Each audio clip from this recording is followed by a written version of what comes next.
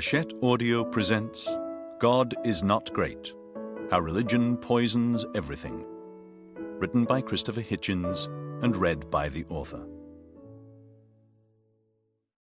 O wearisome condition of humanity, born under one law to another bound, vainly begot and yet forbidden vanity, created sick, commanded to be sound. Fulk Greville, Mustafa. And do you think that unto such as you, a maggot-minded, starved, fanatic crew, God gave a secret and denied it me? Well, well, what matters it? Believe that too. The Rubaiyat of Omar Khayyam, in the Richard Le Gallienne translation. Peacefully they will die, peacefully they will expire in your name, and beyond the grave they will find only death. But we will keep the secret, and for their own happiness we will entice them with a heavenly and eternal reward. The Grand Inquisitor to his Saviour in The Brothers Karamazov.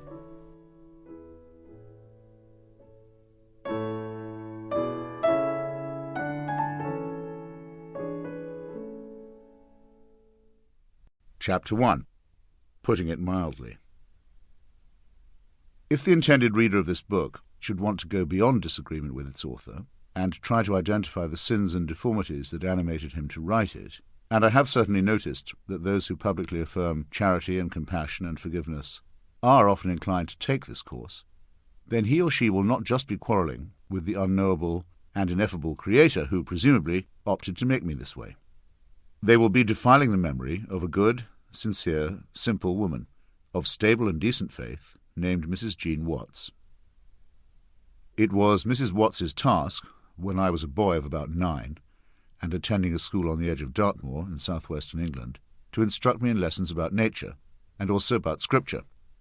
She would take me and my fellows on walks in an especially lovely part of my beautiful country of birth, and teach us to tell the different birds, trees, and plants from one another. The amazing variety to be found in a hedgerow, the wonder of a clutch of eggs found in an intricate nest, the way that if the nettles stung your legs, we had to wear shorts, there would be a soothing dock-leaf planted near to hand. All this has stayed in my mind, just like the gamekeeper's museum, where the local peasantry would display the corpses of rats, weasels, and other vermin and predators, presumably supplied by some less kindly deity.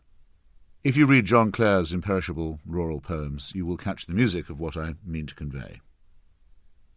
At later lessons we would be given a printed slip of paper entitled Search the Scriptures, which was sent to the school by whatever national authority supervised the teaching of religion.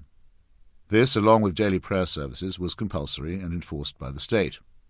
The slip would contain a single verse from the Old or the New Testament, and the assignment was to look up the verse and then to tell the class or the teacher, orally or in writing, what the story and the moral was.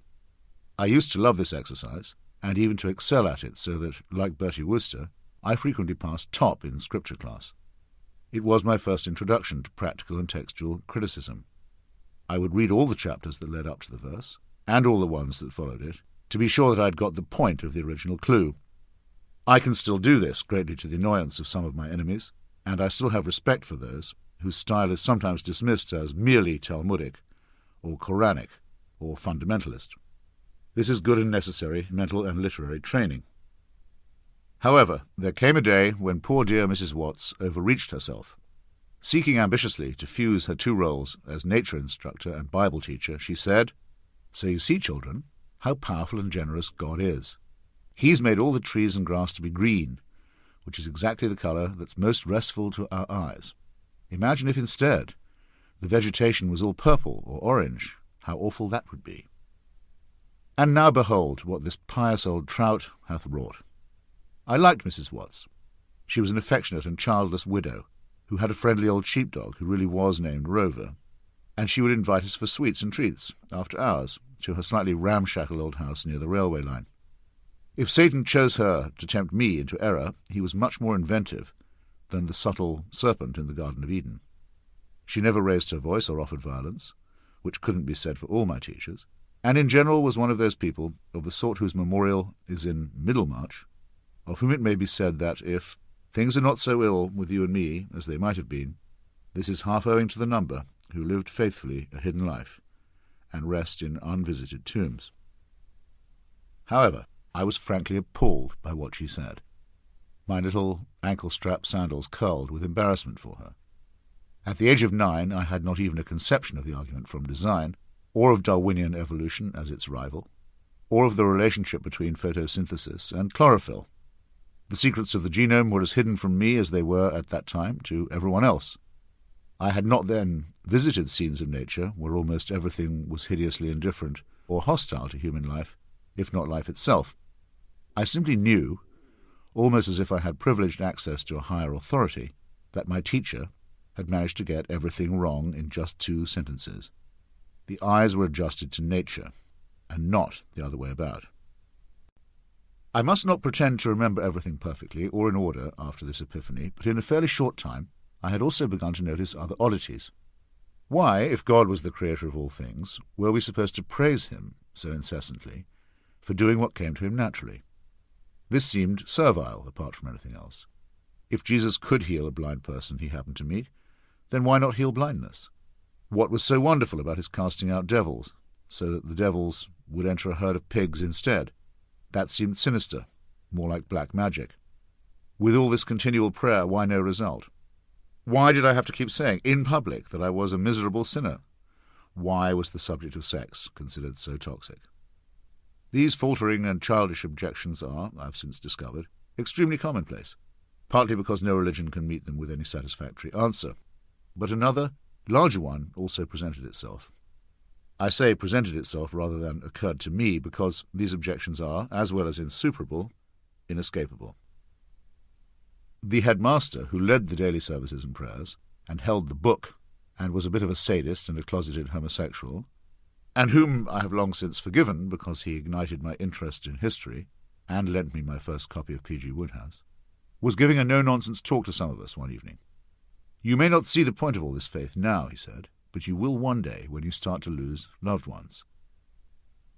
Again, I experienced a stab of sheer indignation as well as disbelief. Why, that would be as much as saying that religion might not be true, but never mind that, since it can be relied upon for comfort. How contemptible! I was then nearing 13 and becoming quite the insufferable little intellectual.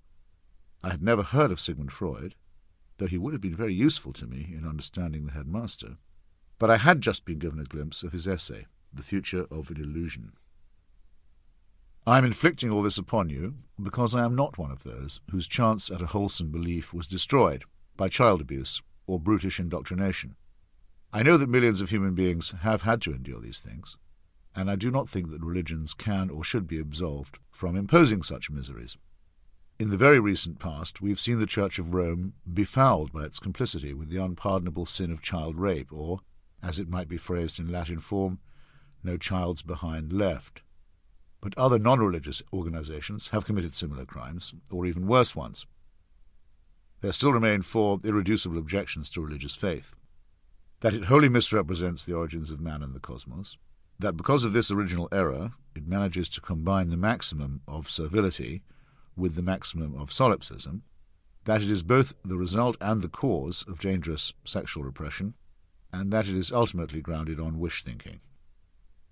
I do not think it is arrogant of me to claim that I had already discovered these 4 objections, as well as noticed the more vulgar and obvious fact that religion is used by those in temporal charge to invest themselves with authority, before my boyish voice had broken. I am morally certain that millions of other people came to very similar conclusions in very much the same way, and I have since met such people in hundreds of places and in dozens of different countries. Many of them never believed, and many of them abandoned faith after a difficult struggle. Some of them had blinding moments of unconviction that were every bit as instantaneous, though perhaps less epileptic and apocalyptic, and later more rationally and more morally justified, than Saul of Tarsus on the Damascene road. And here is the point about myself and my co-thinkers. Our belief is not a belief. Our principles are not a faith. We do not rely solely upon science and reason, because these are necessary rather than sufficient factors, but we distrust anything that contradicts science or outrages reason. We may differ on many things, but what we respect is free inquiry, open-mindedness, and the pursuit of ideas for their own sake. We do not hold our convictions dogmatically. The disagreement between Professor Stephen Jay Gould and Professor Richard Dawkins concerning punctuated evolution and the unfilled gaps in post-Darwinian theory is quite wide, as well as quite deep. But we shall resolve it by evidence and reasoning, and not by mutual excommunication. My own annoyance at Professors Dawkins and Daniel Dennett for their cringe-making proposal that atheists should conceitedly nominate themselves to be called brights is a part of a continuous argument. We are not immune to the lure of wonder and mystery and awe. We have music and art and literature, and find that the serious ethical dilemmas are better handled by Shakespeare and Tolstoy, and Schiller and Dostoevsky and George Eliot, than in the mythical morality tales of the holy books. Literature, not scripture, sustains the mind and, since there is no other metaphor, also the soul. We do not believe in heaven or hell, yet no statistic will ever find that without these blandishments and threats we commit more crimes of greed or violence than the faithful. In fact, if a proper statistical inquiry could ever be made, I'm sure the evidence would be the other way.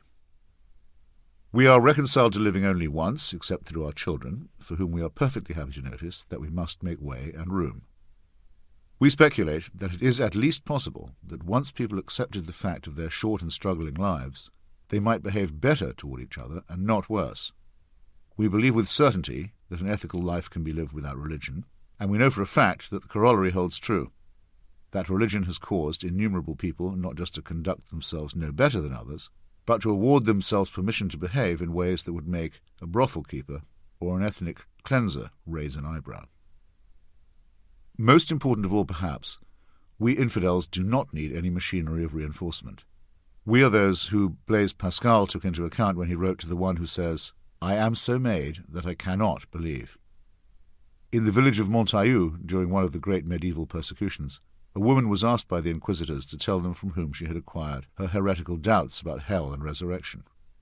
She must have known that she stood in terrible danger of a lingering death administered by the pious, but she responded that she took them from nobody, and had evolved them all by herself. Often you hear the believers praise the simplicity of their flock, but not in the case of this unforced and conscientious sanity and lucidity, which has been stamped out and burned out in the cases of more humans than we shall ever be able to name. There is no need for us to gather every day, or every 7 days, or on any high and auspicious day, to proclaim our rectitude or to grovel and wallow in our unworthiness. We atheists do not require any priests or any hierarchy above them to police our doctrine. Sacrifices and ceremonies are abhorrent to us, as are relics and the worship of any images or objects, even including objects in the form of one of man's most useful innovations, the bound book. To us no spot on earth is or could be holier than another. To the ostentatious absurdity of the pilgrimage, or the plain horror of killing civilians in the name of some sacred wall or cave or shrine or rock, we can counterpose a leisurely or urgent walk from one side of the library or the gallery to another, or to lunch with an agreeable friend in pursuit of truth or beauty. Some of these excursions to the bookshelf or the lunch or the gallery will obviously, if they are serious, bring us into contact with belief and believers, from the great devotional painters and composers to the works of Augustine, Aquinas, Maimonides, and Newman.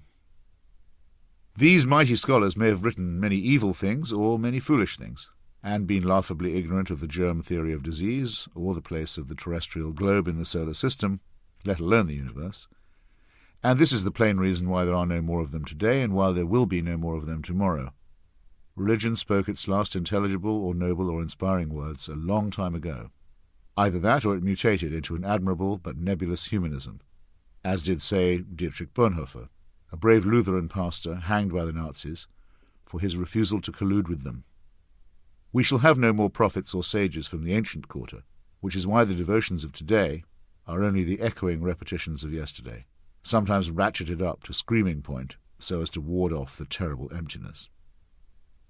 While some religious apology is magnificent in its limited way, one might cite Pascal, and some of it is dreary and absurd, here one cannot avoid naming C.S. Lewis, both styles have something in common, namely the appalling load of strain that they have to bear.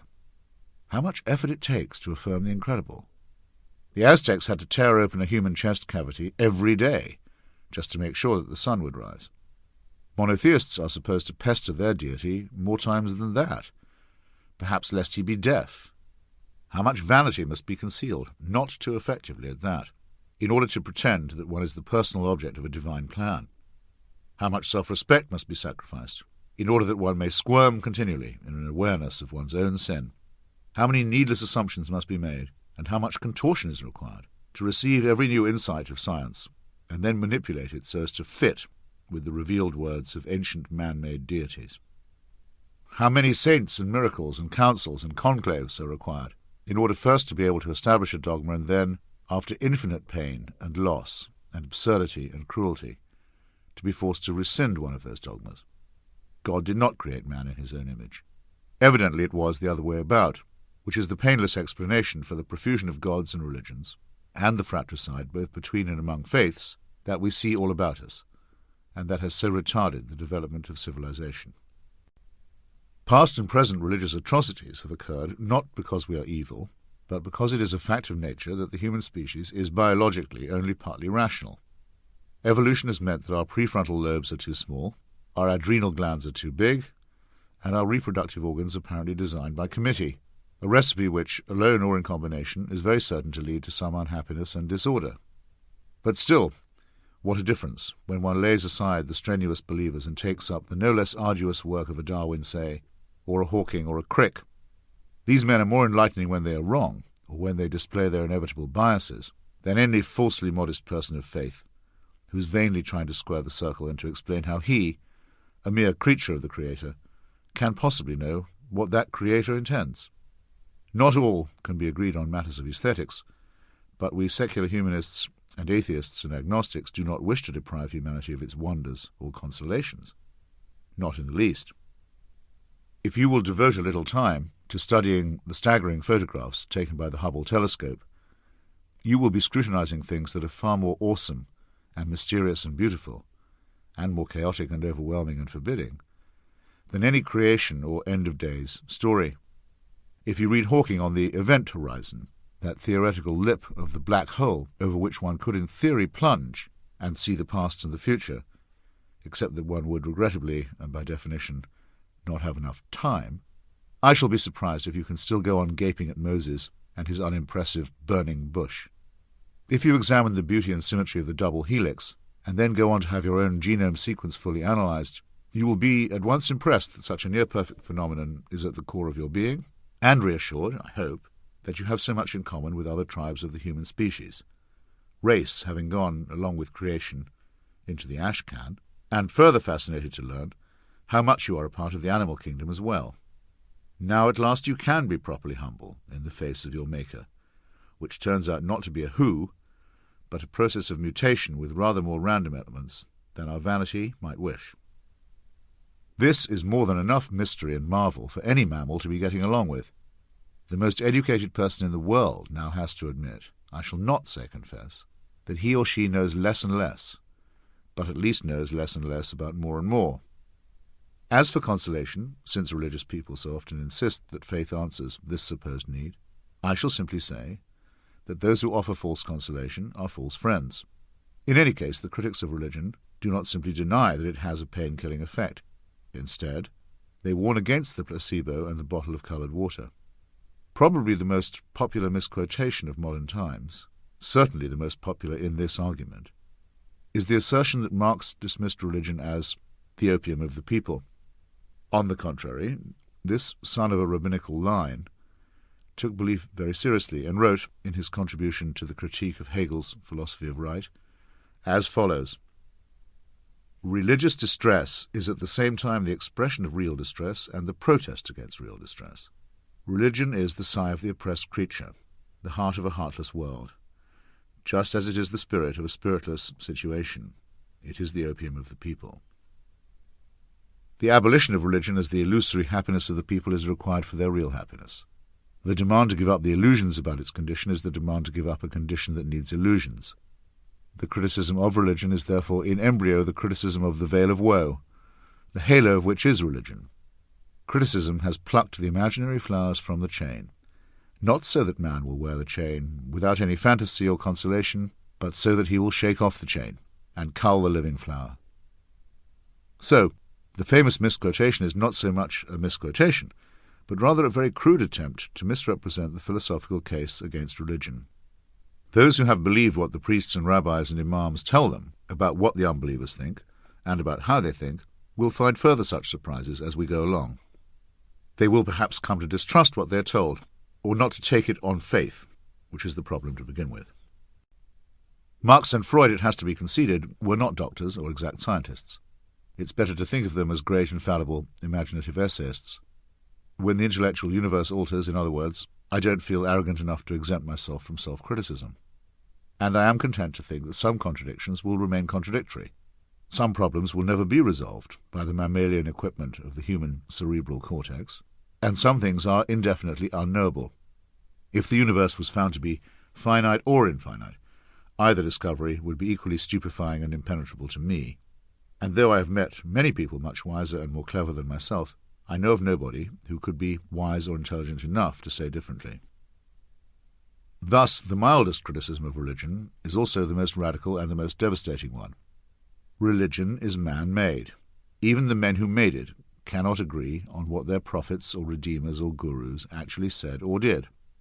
Still less can they hope to tell us the meaning of later discoveries and developments which were, when they began, either obstructed by their religions or denounced by them. And yet the believers still claim to know. Not just to know, but to know everything. Not just to know that God exists, and that he created and supervised the whole enterprise, but also to know what he demands of us, from our diet, to our observances, to our sexual morality. In other words, in a vast and complicated discussion, where we know more and more about less and less, yet can still hope for some enlightenment as we proceed, one faction, itself composed of mutually warring factions, has the sheer arrogance to tell us that we already have all the essential information we need. Such stupidity, combined with such pride, should be enough on its own to exclude belief from the debate. The person who is certain and who claims divine warrant for his certainty belongs now to the infancy of our species. It may be a long farewell, but it has begun, and, like all farewells, should not be protracted. I trust that if you met me you would not necessarily know that this was my view. I have probably sat up later and longer with religious friends than with any other kind. These friends often irritate me by saying that I am a seeker, which I am not, or not in the way they think. If I went back to Devon, where Mrs. Watts has her unvisited tomb, I would surely find myself sitting quietly at the back of some old Celtic or Saxon church. Philip Larkin's lovely poem, Church-Going, is the perfect capture of my own attitude. I once wrote a book about George Orwell, who might have been my hero if I had heroes, and was upset by his callousness about the burning of churches in Catalonia in 1936. Sophocles showed well before the rise of monotheism that Antigone spoke for humanity in her revulsion against desecration. I leave it to the faithful to burn each other's churches and mosques and synagogues, which they can always be relied upon to do. When I go to the mosque, I take off my shoes. When I go to the synagogue, I cover my head.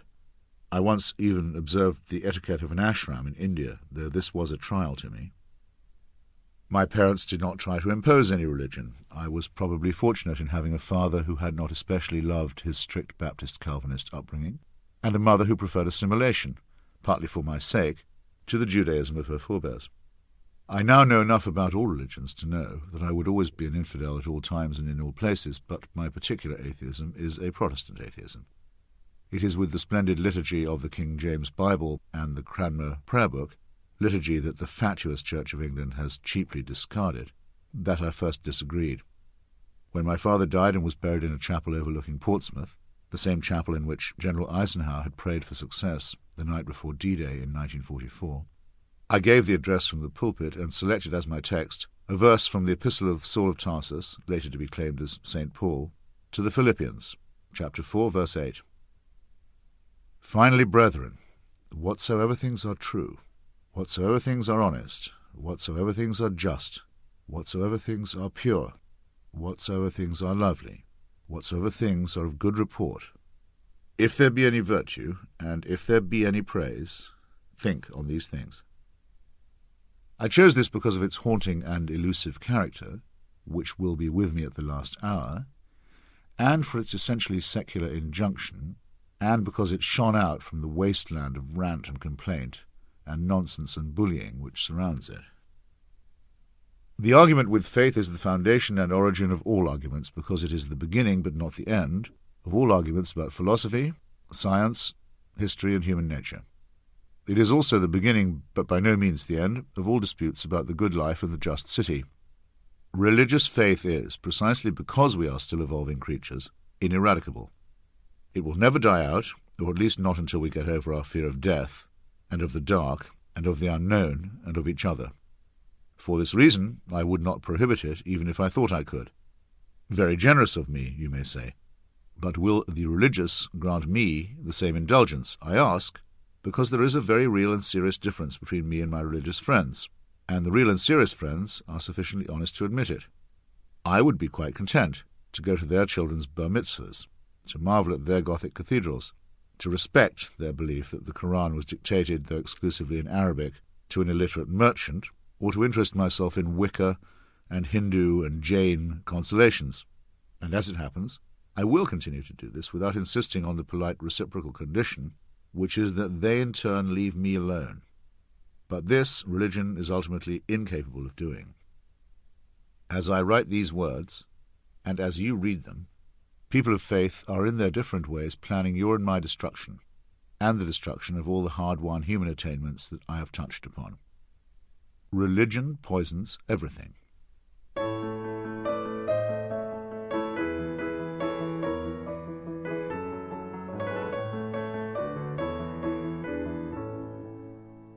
Chapter 2. Religion Kills. His aversion to religion, in the sense usually attached to the term, was of the same kind with that of Lucretius. He regarded it with the feelings due not to a mere mental delusion, but to a great moral evil. He looked upon it as the greatest enemy of morality, first by setting up factitious excellencies, belief in creeds, devotional feelings and ceremonies, not connected with the good of humankind, and causing these to be accepted as substitutes for genuine virtue, but above all by radically vitiating the standard of morals, making it consist in doing the will of a being, on whom it lavishes indeed all the phrases of adulation, but whom in sober truth it depicts as eminently hateful. John Stuart Mill, on his father, in the Autobiography. Tantum religio poduit suadere malorum. To such heights of evil are men driven by religion. Lucretius, De Rerum Natura. Imagine that you can perform a feat of which I am incapable. Imagine, in other words, that you can picture an infinitely benign and all-powerful Creator, who conceived of you, then made and shaped you, brought you into the world he had made for you, and now supervises and cares for you even while you sleep. Imagine further that if you obey the rules and commandments that he has lovingly prescribed, you will qualify for an eternity of bliss and repose. I do not say that I envy you this belief, because to me it seems like the wish for a horrible form of benevolent and unalterable dictatorship, but I do have a sincere question. Why does such a belief not make its adherents happy? It must seem to them that they have come into possession of a marvellous secret, of the sort that they could cling to in moments of even the most extreme adversity. Superficially, it does sometimes seem as if this is the case. I have been to evangelical services in black and in white communities, where the whole event was one long whoop of exultation at being saved, loved, and so forth. Many services, in all denominations and among almost all pagans, are exactly designed to evoke celebration and communal fiesta, which is precisely why I suspect them. There are more restrained and sober and elegant moments also. When I was a member of the Greek Orthodox Church, I could feel, even if I could not believe, the joyous words that are exchanged between believers on Easter morning. Christos anesti, Christ is risen. Alethos anesti, he is risen indeed. I was a member of the Greek Orthodox Church, I might add, for a reason that explains why very many people profess an outward allegiance. I joined it to please my Greek parents-in-law. The archbishop who received me into his communion on the same day that he officiated at my wedding, thereby trousering 2 fees instead of the usual one, later became an enthusiastic cheerleader and fundraiser for his fellow Orthodox Serbian mass murderers, Radovan Karadzic and Ratko Mladic, who filled countless mass graves all over Bosnia. The next time I got married, which was by a Reformed Jewish rabbi with an Einsteinian and Shakespearean bent, I had something a little more in common with the officiating person. But even he was aware that his lifelong homosexuality was, in principle, condemned as a capital offence, punishable by the founders of his religion, by stoning. As to the Anglican Church into which I was originally baptized, it may look like a pathetic, bleating sheep today, but as the descendant of a church that's always enjoyed a state subsidy and an intimate relationship with hereditary monarchy, It has a historic responsibility for the Crusades, for persecution of Catholics, Jews and dissenters, and for combat against science and reason. The level of intensity fluctuates according to time and place, but it can be stated as a truth that religion is not, and in the long run cannot be, content with its own marvellous claims and sublime assurances. It must seek to interfere with the lives of non-believers, or heretics, or adherents of other faiths. It may speak about the bliss of the next world, but it wants power in this one. This is only to be expected. It is, after all, wholly man-made, and it does not have the confidence in its own various preachings, even to allow coexistence between different faiths. Take a single example from one of the most revered figures that modern religion has produced. In 1996, the Irish Republic held a referendum on one question: whether its state constitution should still prohibit divorce. Most of the political parties in an increasingly secular country urged voters to approve of a change in the law. They did so for two excellent reasons. It was no longer thought right that the Roman Catholic Church should legislate its morality for all citizens, and it was obviously impossible even to hope for eventual Irish reunification if the large Protestant minority in the north was continually repelled by the possibility of clerical rule. Mother Teresa flew all the way from Calcutta to help campaign, along with the Church and its hardliners, for a no vote. In other words, an Irish woman married to a wife-beating and incestuous drunk should never expect anything better, and might endanger her soul if she begged for a fresh start, while, as for the Protestants, they could either choose the blessings of Rome or stay out altogether. There was not even the suggestion that Catholics could follow their own church's commandments while not imposing them on all other citizens. And this in the British Isles in the last decade of the 20th century. The referendum eventually amended the constitution, though by the narrowest of majorities. Mother Teresa in the same year gave an interview saying that she hoped her friend, Princess Diana, would be happier after she had escaped from what was an obviously miserable marriage. But it's less of a surprise to find the Church applying sterner laws to the poor or offering indulgences to the rich. A week before the events of September the 11th, 2001, I was on a panel with Dennis Prager, who is one of America's better-known religious broadcasters. He challenged me in public to answer what he called a straight yes-no question, and I happily agreed. Very well, he said. I was to imagine myself in a strange city as the evening was coming on. Toward me I was to imagine that I saw a large group of men approaching. Now, would I feel safer or less safe if I was to learn that they were just coming from a prayer meeting? As the reader will see, this is not a question to which a yes-no answer can be given, but I was able to answer it as if it were not hypothetical. Just to stay within the letter B, I have actually had that experience in Belfast, Beirut, Bombay, Belgrade, Bethlehem, and Baghdad. In each case I can say absolutely, and can give my reasons, why I would feel immediately threatened if I thought that the group of men approaching me in the dusk were coming from a religious observance. Here, then, is a very brief summary of the religiously inspired cruelty I witnessed in these 6 places. In Belfast, I have seen whole streets burned out by sectarian warfare between different sects of Christianity, and interviewed people whose relatives and friends have been kidnapped and killed or tortured by rival religious death squads, often for no other reason than membership of another confession. There is an old Belfast joke about the man stopped at a roadblock and asked his religion. When he replies that he is an atheist, he is asked, Protestant or Catholic atheist? I think this shows how the obsession has rotted even the legendary local sense of humour. In any case, this actually did happen to a friend of mine, and the experience was decidedly not an amusing one. The ostensible pretext for this mayhem is rival nationalisms, but the street language used by opposing rival tribes consists of terms insulting to the other confessions, prods and tags. For many years the Protestant establishment wanted Catholics to be both segregated and suppressed. Indeed, in the days when the Ulster State was founded, its slogan was, a Protestant Parliament for a Protestant people. Sectarianism is conveniently self-generating and can always be counted upon to evoke a reciprocal sectarianism. On the main point, the Catholic leadership was in agreement. It desired clerical-dominated schools and segregated neighbourhoods, the better to exert its control. So, in the name of God, the old hatreds were drilled into new generations of schoolchildren, and are still being drilled. Even the word drill makes me queasy. A power tool of that kind was often used to destroy the kneecaps of those who fell foul of the religious gangs. When I first saw Beirut in the summer of 1975, it was still recognizable as the Paris of the Orient. Yet this apparent Eden was infested with a wide selection of serpents.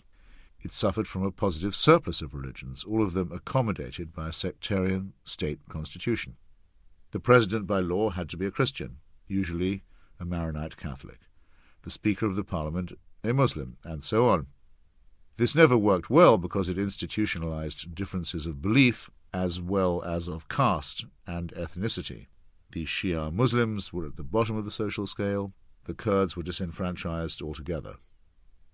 The main Christian party was actually a Catholic militia called the Phalange, or Phalanx, and had been founded by a Maronite Lebanese named Pierre Gemayel, who had been very impressed by his visit to Hitler's Berlin Olympics in 1936.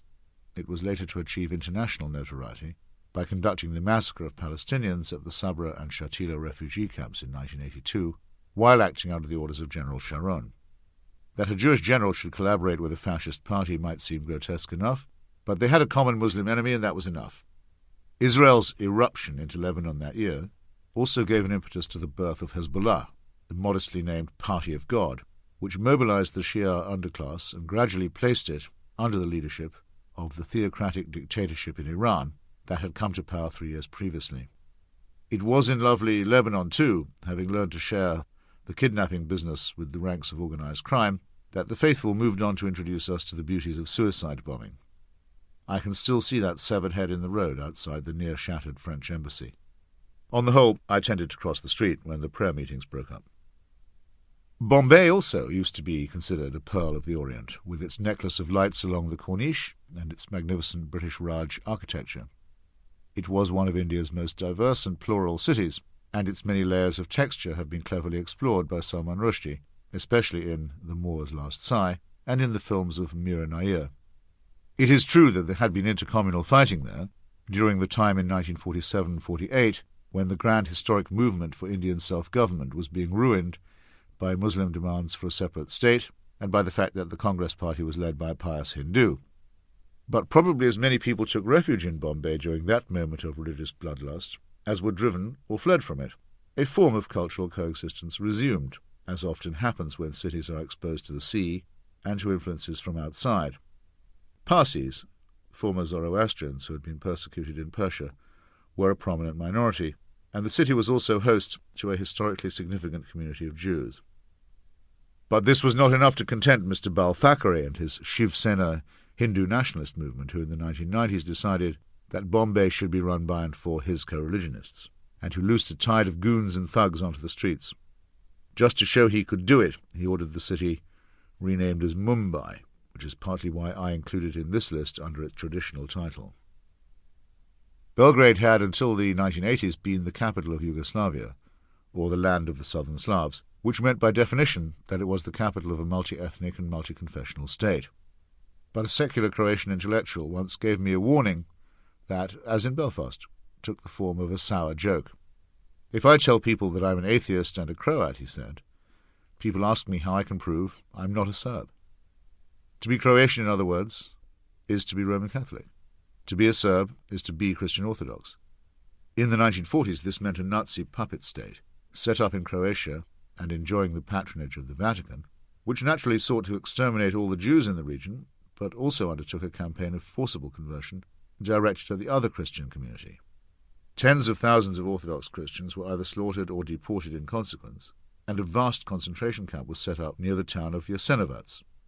So disgusting was the regime of General Ante Pavelic and his Ustasha party that even many German officers protested at having to be associated with it.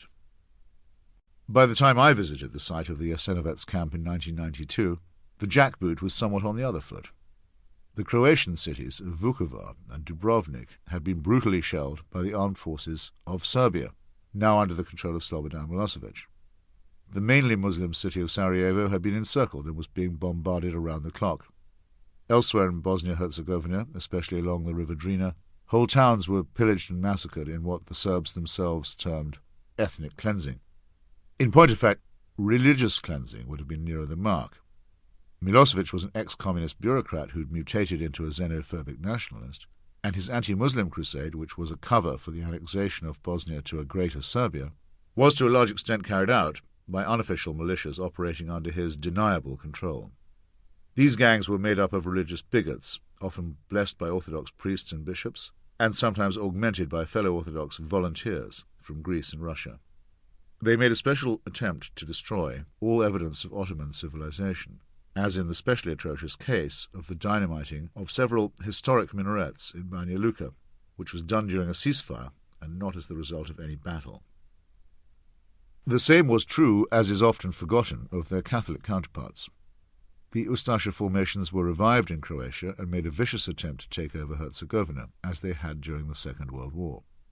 The beautiful city of Mostar was also shelled and besieged, and the world-famous Stari Most, or Old Bridge, dating from Turkish times and listed by UNESCO as a cultural site of world importance, was bombarded until it fell into the river below. In effect, the extremist Catholic and Orthodox forces were colluding in a bloody partition and cleansing of Bosnia-Herzegovina. They were, and still are, largely spared the public shame of this because the world's media preferred the simplification of Croat and Serb, and only mentioned religion when discussing the Muslims. But the triad of terms Croat, Serb, and Muslim is unequal and misleading in that it equates two nationalities and one religion. The same blunder is made in a different way in coverage of Iraq, with the Sunni, Shia, Kurd trilateral. There were at least 10,000 Serbs in Sarajevo throughout the siege, and one of the leading commanders of its defence, an officer and gentleman named General Jovan Divjak, whose hand I was proud to shake under fire, was a Serb also. The city's Jewish population, which dated from 1492, also identified itself, for the most part, with the government and the cause of Bosnia. It would have been far more accurate if the press and television had reported that today the Orthodox Christian forces resumed their bombardment of Sarajevo, or yesterday the Catholic militia succeeded in collapsing the Stari Most. But confessional terminology was reserved only for Muslims, even as their murderers went to all the trouble of distinguishing themselves by wearing large Orthodox crosses over their bandoliers, or by taping portraits of the Virgin Mary to their rifle butts. Thus, once again, religion poisons everything, including our own faculties of discernment. As for Bethlehem, I suppose I would be willing to concede to Mr. Prager that on a good day I would feel safe enough standing around outside the Church of the Nativity as evening came on. It is in Bethlehem, not far from Jerusalem, that many believe that with the cooperation of an immaculately conceived virgin, God was delivered of a son. Now the birth of Jesus Christ was in this wise. When his mother Mary was espoused to Joseph, before they came together she was found with child of the Holy Ghost. Yes, and the Greek demigod Perseus was born when the god Jupiter visited the virgin Danae as a shower of gold and got her with child. The god Buddha was born through an opening in his mother's flank. Catlicus the serpent skirted caught a little ball of feathers from the sky and hid it in her bosom, and the Aztec god Huitzilopochtli was thus conceived. The virgin Nana took a pomegranate from the tree, watered by the blood of the slain Agdestris, and laid it in her bosom, and gave birth to the god Attis. The virgin daughter of a Mongol king awoke one night and found herself bathed in a great light, which caused her to give birth to Genghis Khan. Krishna was born of the virgin Devaka. Horus was born of the virgin Isis. Mercury was born of the virgin Maya. Romulus was born of the virgin Rhea Silvia. For some reason, many religions force themselves to think of the birth canal as a one-way street, and even the Koran treats the Virgin Mary with reverence. However, this made no difference during the Crusades, when a papal army set out to recapture Bethlehem and Jerusalem from the Muslims, incidentally destroying many Jewish communities, and sacking heretical Christian Byzantium along the way, and inflicted a great massacre in the narrow streets of Jerusalem where, according to the hysterical and gleeful chroniclers, the spilled blood reached up to the bridles of the horses. Some of these tempests of hatred and bigotry and bloodlust have passed away, though new ones are always impending in this area. But meanwhile a person can feel relatively unmolested in and around Manger Square, which is the centre, as its name suggests, of a tourist trap of such unrelieved tawdriness as to put Lourdes itself to shame. When I first visited this pitiful town, it was under the nominal control of a largely Christian Palestinian municipality, linked to one particular political dynasty identified with the Frege family. When I have seen it since, it has generally been under a brutal curfew imposed by the Israeli military authorities, whose presence on the West Bank is itself not unconnected with belief in certain ancient scriptural prophecies, though this time with a different promise made by a different God to a different people. Now comes the turn of still another religion. The forces of Hamas, who claim the whole of Palestine as an Islamic waqf, or holy dispensation, sacred to Islam, have begun to elbow aside the Christians of Bethlehem. Their leader, Mahmoud al-Azhar, has announced that all inhabitants of the Islamic State of Palestine will be expected to conform to Muslim law. In Bethlehem, it is now proposed that non-Muslims be subjected to the al-Jizya tax, the historic levy imposed on dhimmis or unbelievers under the old Ottoman Empire. Female employees of the municipality are forbidden to greet male visitors with a handshake. In Gaza, a young woman named Yusra al-Azami was shot dead in April 2005 for the crime of sitting unchaperoned in a car with her fiancé. The young man escaped with only a vicious beating. The leaders of the Hamas Vice and Virtue Squad justified this casual murder and torture by saying that there had been suspicion of immoral behavior. In once secular Palestine, mobs of sexually repressed young men are conscripted to snoop around parked cars and given permission to do what they like. I once heard the late Abba Eban, one of Israel's more polished and thoughtful diplomats and statesmen, give a talk in New York. The first thing to strike the eye about the Israeli-Palestinian dispute, he said, was the ease of its solubility. From this arresting start, he went on to say, with the authority of a former foreign minister and UN representative, that the essential point was a simple one. Two peoples of roughly equivalent size had a claim to the same land. The solution was, obviously, to create two states side by side. Surely something so self-evident was within the wit of man to encompass. And so it would have been, decades ago, if the messianic rabbis and mullahs and priests could have been kept out of it. But the exclusive claims to God-given authority, made by hysterical clerics on both sides, and further stoked by Armageddon-minded Christians, who hope to bring on the apocalypse, preceded by the death or conversion of all Jews, have made the situation insufferable, and put the whole of humanity in the position of hostage to a quarrel that now features the threat of nuclear war. Religion poisons everything. As well as a menace to civilization, it has become a threat to human survival. To come last to Baghdad. This is one of the greatest centres of learning and culture in history. It was here that some of the lost works of Aristotle and other Greeks, lost because the Christian authorities had burned some, suppressed others, and closed the schools of philosophy on the grounds that there could have been no useful reflections on morality before the preaching of Jesus, were preserved, retranslated, and transmitted via Andalusia back to the ignorant Christian West. Baghdad's libraries and poets and architects were renowned. Many of these attainments took place under Muslim caliphs, who sometimes permitted and as often repressed their expression. But Baghdad also bears the traces of ancient Chaldean and Nestorian Christianity, and was one of the many centres of the Jewish diaspora. Until the late 1940s, it was home to as many Jews as were living in Jerusalem. I am not here going to elaborate a position on the overthrow of Saddam Hussein in April 2003. I shall simply say that those who regarded his regime as a secular one are deluding themselves. It is true that the Ba'ath Party was founded by a man named Michel Aflaq, a sinister Christian with a sympathy for fascism, and it is also true that membership of that party was open to all religions, though its Jewish membership was, I have every reason to think, limited. However, at least since his calamitous invasion of Iran in 1979, which led to furious accusations from the Iranian theocracy that he was an infidel, Saddam Hussein had decked out his whole rule, which was based in any case on a tribal minority of the Sunni minority, as one of piety and jihad. The Syrian Ba'ath Party, also based on a confessional fragment of society aligned with the Alawite minority, has likewise enjoyed a long and hypocritical relationship with the Iranian mullahs. Saddam had inscribed the words Allahu Akbar, God is great, on the Iraqi flag. He had sponsored a huge international conference of holy warriors and mullahs, and maintained very warm relations with their other chief state sponsor in the region, namely the genocidal government of Sudan. He had built the largest mosque in the region and named it the Mother of All Battles Mosque, complete with a Quran written in blood that he claimed to be his own. When launching his own genocidal campaign against the mainly Sunni people of Kurdistan, a campaign that involved the thoroughgoing use of chemical atrocity weapons and the murder and deportation of hundreds of thousands of people, he had called it Operation Anfal, borrowing by this term a Quranic justification, the spoils of Surah number 8, for the despoilment and destruction of non-believers. When the coalition forces crossed the Iraqi border, they found Saddam's army dissolving like a sugar lump in hot tea, but met with some quite tenacious resistance from a paramilitary group, stiffened with foreign jihadists, called the Fedayeen Saddam. One of the jobs of this group was to execute anybody who publicly welcomed the Western intervention, and some revolting public hangings and mutilations were soon captured on video for all to see.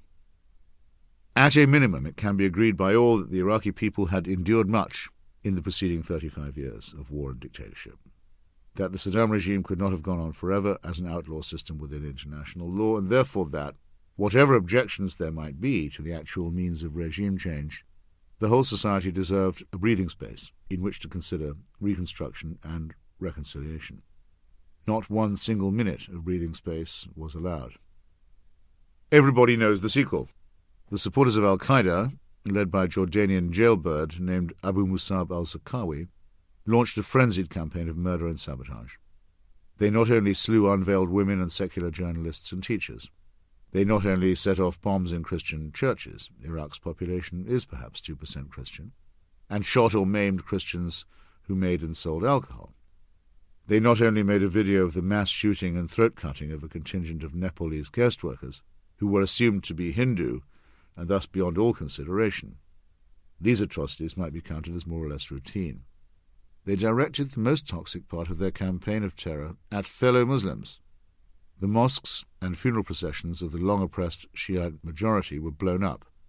Pilgrims coming long distances to the newly accessible shrines at Karbala and Najaf did so at the risk of their lives.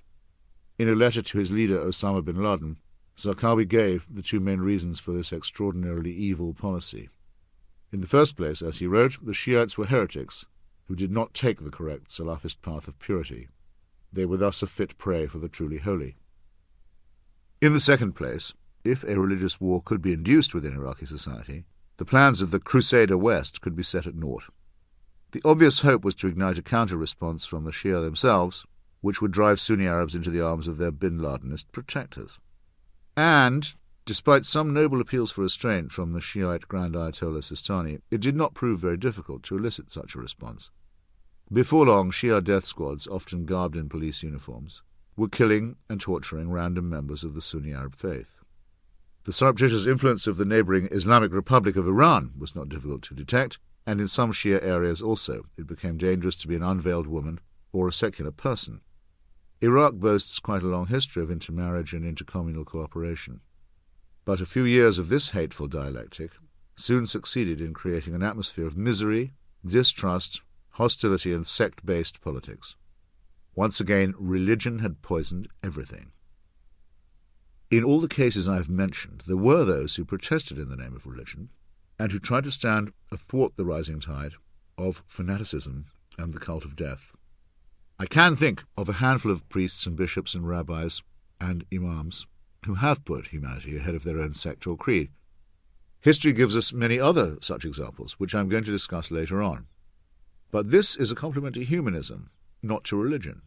If it comes to that, these crises have also caused me and many other atheists to protest on behalf of Catholics suffering discrimination in Ireland, of Bosnian Muslims facing extermination in the Christian Balkans, of Shia Afghans and Iraqis being put to the sword by Sunni jihadists, and vice versa, and numberless other such cases.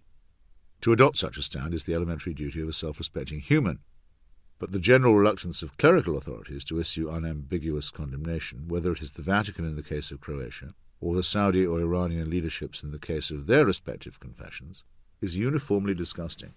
And so is the willingness of each flock to revert to atavistic behaviour under the least provocation.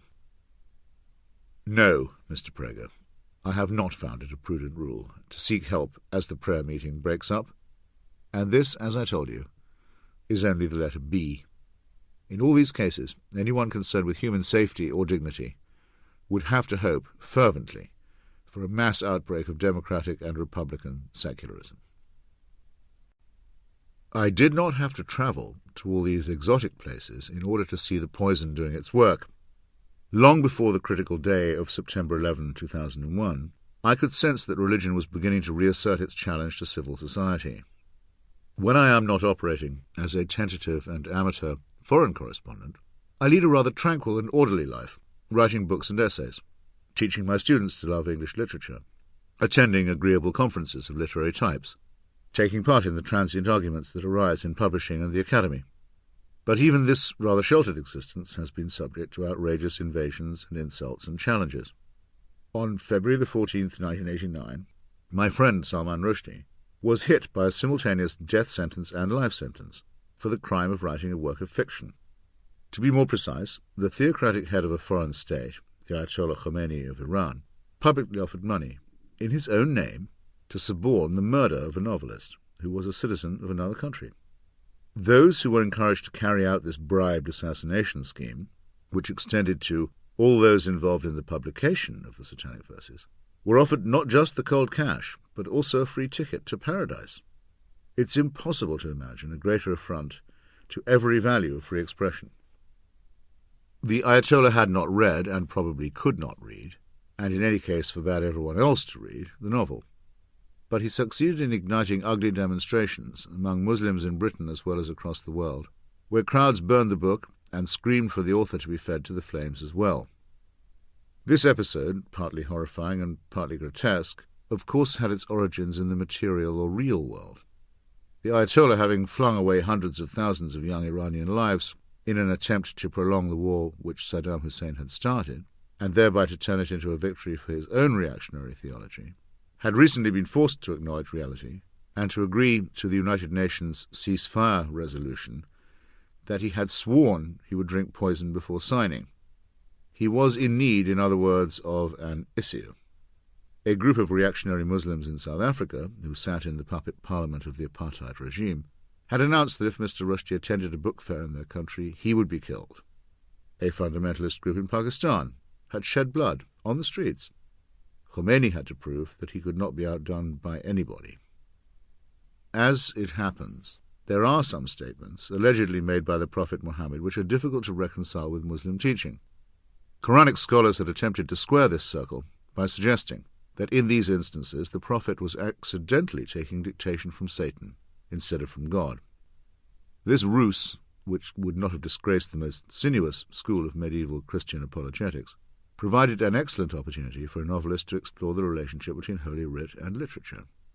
But the literal mind does not understand the ironic mind, and sees it always as a source of danger. Moreover, Rushdie had been brought up as a Muslim, and had an understanding of the Quran, which meant in effect that he was an apostate. And apostasy, according to the Quran, is punishable by death. There is no right to change religion, and all religious states have always insisted on harsh penalties for those who try it. A number of serious attempts were made to kill Rushdie by religious death squads supported from Iranian embassies. His Italian and Japanese translators were criminally assaulted, apparently in one case in the absurd belief that the translator might know his whereabouts, and one of them was savagely mutilated as he lay dying. His Norwegian publisher was shot in the back several times with a high-velocity rifle and left for dead in the snow, but astonishingly survived. One might have thought that such arrogant state-sponsored homicide, directed at a lonely and peaceful individual who pursued a life devoted to language, would have called forth a general condemnation, but such was not the case. In considered statements, the Vatican, the Archbishop of Canterbury, and the chief Sephardic rabbi of Israel all took a stand in sympathy with the Ayatollah. So did the Cardinal Archbishop of New York and many other lesser religious figures.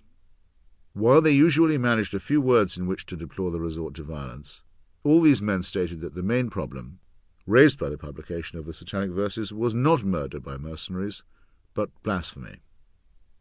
Some public figures not in holy orders, such as the Marxist writer John Berger, the Tory historian Hugh Trevor Roper, and the doyen of espionage authors John le Carré, also pronounced that Rushdie was the author of his own troubles, and had brought them on himself by offending a great monotheistic religion.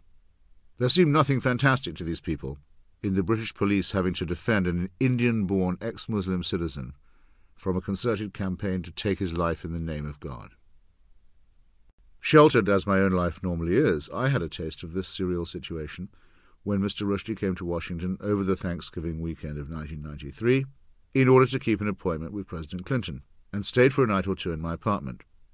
An enormous and forbidding security operation was necessary to bring this about, and when the visit was over, I was asked to pay a visit to the Department of State. There I was informed by a senior official that believable chatter had been intercepted, expressing the intention of revenge on me and on my family.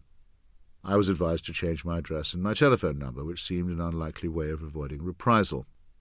However, it did put me on notice of what I already knew. It is not possible for me to say, well, you pursue your Shiite dream of a hidden imam, and I pursue my study of Thomas Paine and George Orwell, and the world is big enough for both of us. The true believer cannot rest until the whole world bows the knee. Is it not obvious to all, say the pious, that religious authority is paramount, and that those who decline to recognize it have forfeited their right to exist?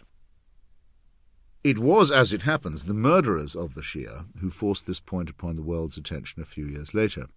So ghastly had been the regime of the Taliban in Afghanistan, which slaughtered the Shiite Hazara population, that Iran itself had considered invading the country in 1999.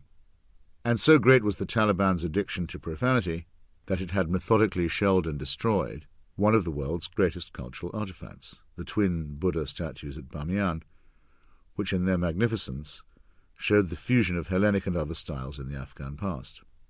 But, pre-Islamic as they undoubtedly were, the statues were a standing insult to the Taliban and their al-Qaeda guests. And the reduction of Bamiyan to shards and rubble foreshadowed the incineration of two other twin structures, as well as almost 3,000 human beings, in downtown Manhattan in the fall of 2001. Everybody has their own 9/11 story. I shall skip over mine, except to say that someone I slightly knew was flown into the wall of the Pentagon, having managed to call her husband and give a description of her murderers and their tactics, and having learned from him that it was not a hijack and that she was going to die. From the roof of my building in Washington, I could see the smoke rising from the other side of the river, and I have never since passed the Capitol or the White House without thinking of what might have happened, were it not for the courage and resourcefulness of the passengers on the fourth plane, who managed to bring it down in a Pennsylvanian field, only 20 minutes flying time from its destination. Well, I was able to write, in a further reply to Dennis Prager, now you have your answer. The 19 suicide murderers of New York and Washington and Pennsylvania were beyond any doubt the most sincere believers on those planes.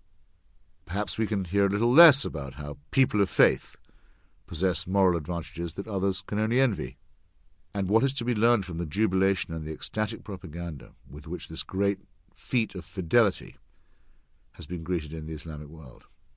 At the time, the United States had an Attorney General named John Ashcroft, who had stated that America had no king but Jesus, a claim that was exactly 2 words too long.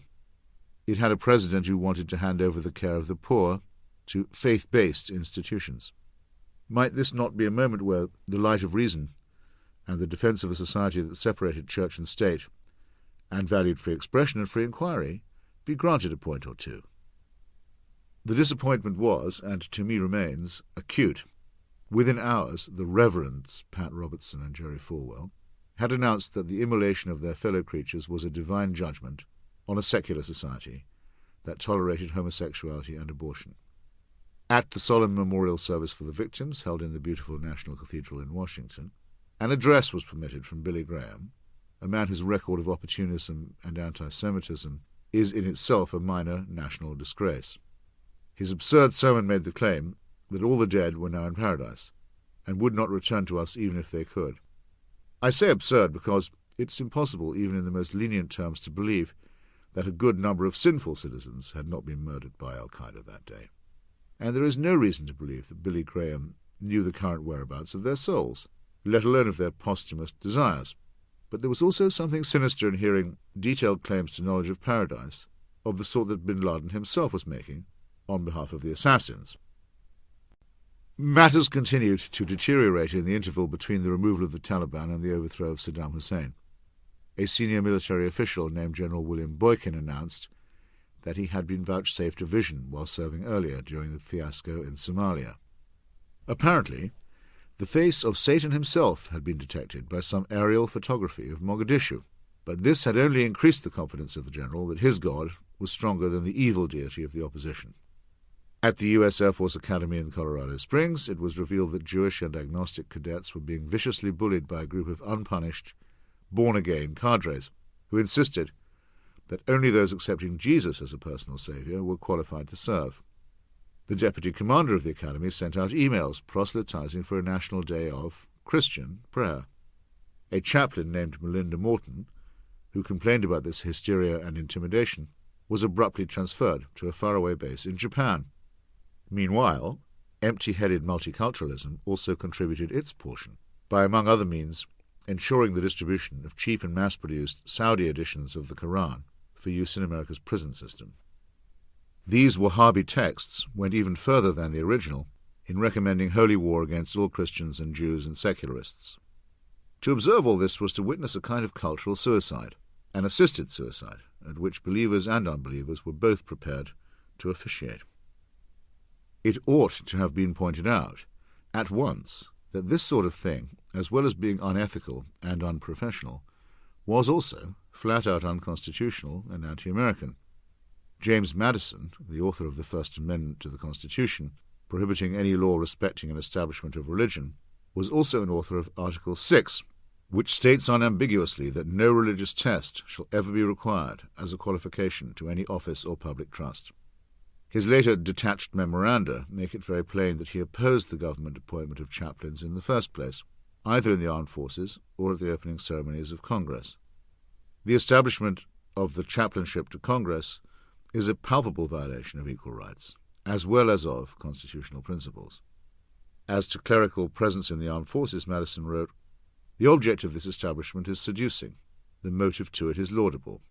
But is it not safer to adhere to a right principle and trust to its consequences than confide in the reasoning, however specious, in favour of a wrong one?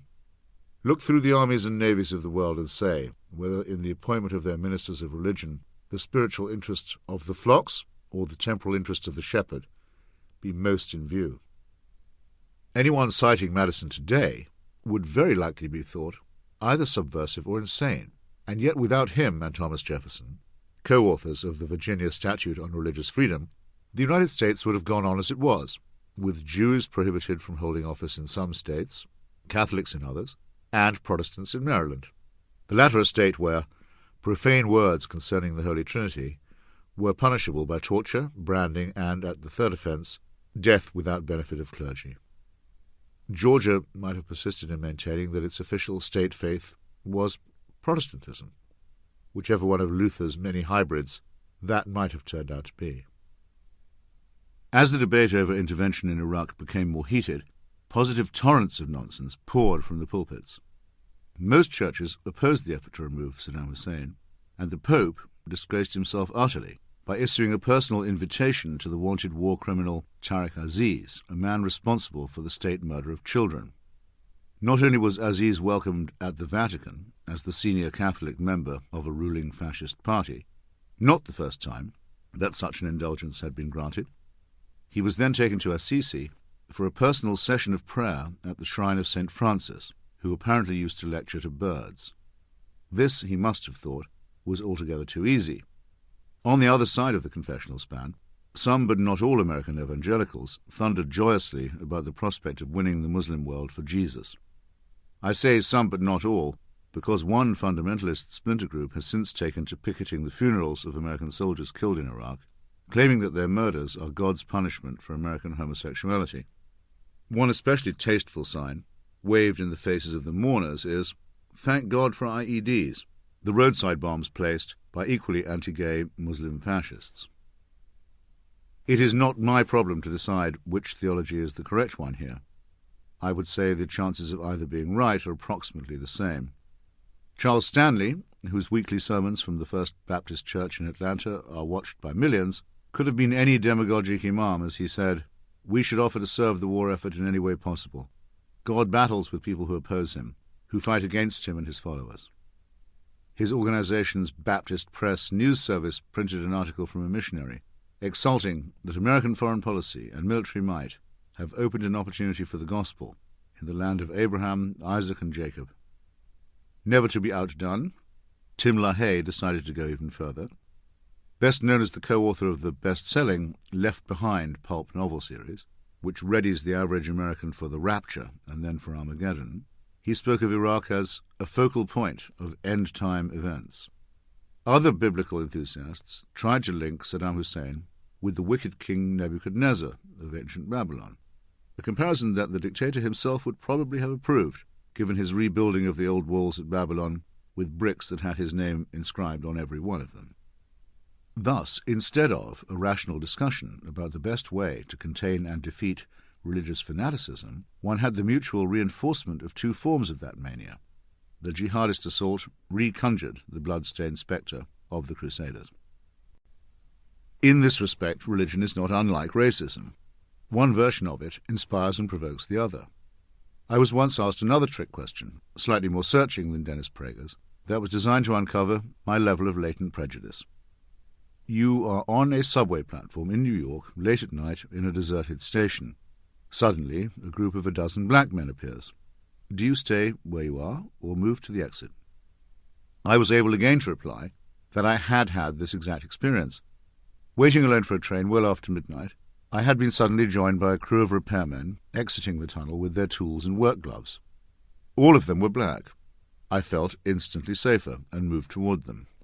I have no idea what their religious affiliation was, but in every other case that I've cited, religion has been an enormous multiplier of tribal suspicion and hatred, with members of each group talking of the other in precisely the tones of the bigot. The Christians and Jews eat defiled pig meat and swill poisonous alcohol. Buddhist and Muslim Sri Lankans blamed the wine-oriented Christmas celebrations of 2004 for the immediately following tsunami. Catholics are dirty and have too many children. Muslims breed like rabbits and wipe their bottoms with the wrong hand. Jews have lice in their beards and seek the blood of Christian children to add flavour and zest to their Passover matzahs. And so it goes on.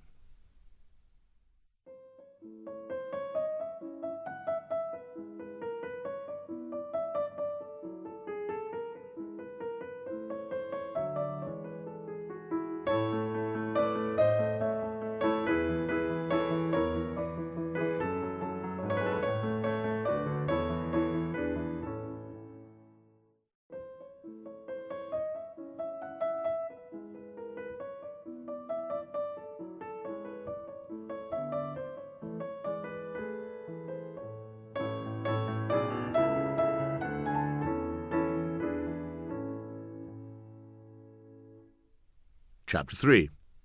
A short digression on the pig, or Why Heaven Hates Ham. All religions have a tendency to feature some dietary injunction or prohibition, whether it is the now lapsed Catholic injunction to eat fish on Fridays, or the adoration by Hindus of the cow as a consecrated and invulnerable animal. The government of India even offered to import and protect all the cattle facing slaughter as a result of the bovine encephalitic or mad cow plague that swept Europe in the 1990s, or the refusal by some other Eastern cults to consume any animal flesh, or to injure any other creature, be it rat or flea. But the oldest and most tenacious of all fetishes is the hatred and even fear of the pig. It emerged in primitive Judea and was for centuries one of the ways, the other being circumcision, by which Jews could be distinguished. Even though Surah 5, verse 60 of the Quran condemns particularly Jews, but also other unbelievers, as having been turned into pigs and monkeys, a very intense theme in recent Salafist Muslim preaching, and the Quran describes the flesh of swine as unclean or even abominable, Muslims appear to see nothing ironic in the adoption of this uniquely Jewish taboo. Real horror of the porcine is manifest all over the Islamic world. One good instance would be the continued prohibition of George Orwell's Animal Farm, one of the most charming and useful fables of modern times, of the reading of which Muslim schoolchildren are deprived. I've perused some of the solemn prohibition orders written by Arab education ministries, which are so stupid that they fail to notice the evil and dictatorial role played by the pigs in the story itself. Orwell actually did dislike pigs as a consequence of his failure as a small farmer, and this revulsion is shared by many adults who have had to work with these difficult animals in agricultural conditions. Crammed together in sties, pigs tend to act swinishly, as it were, and to have noisy and nasty fights.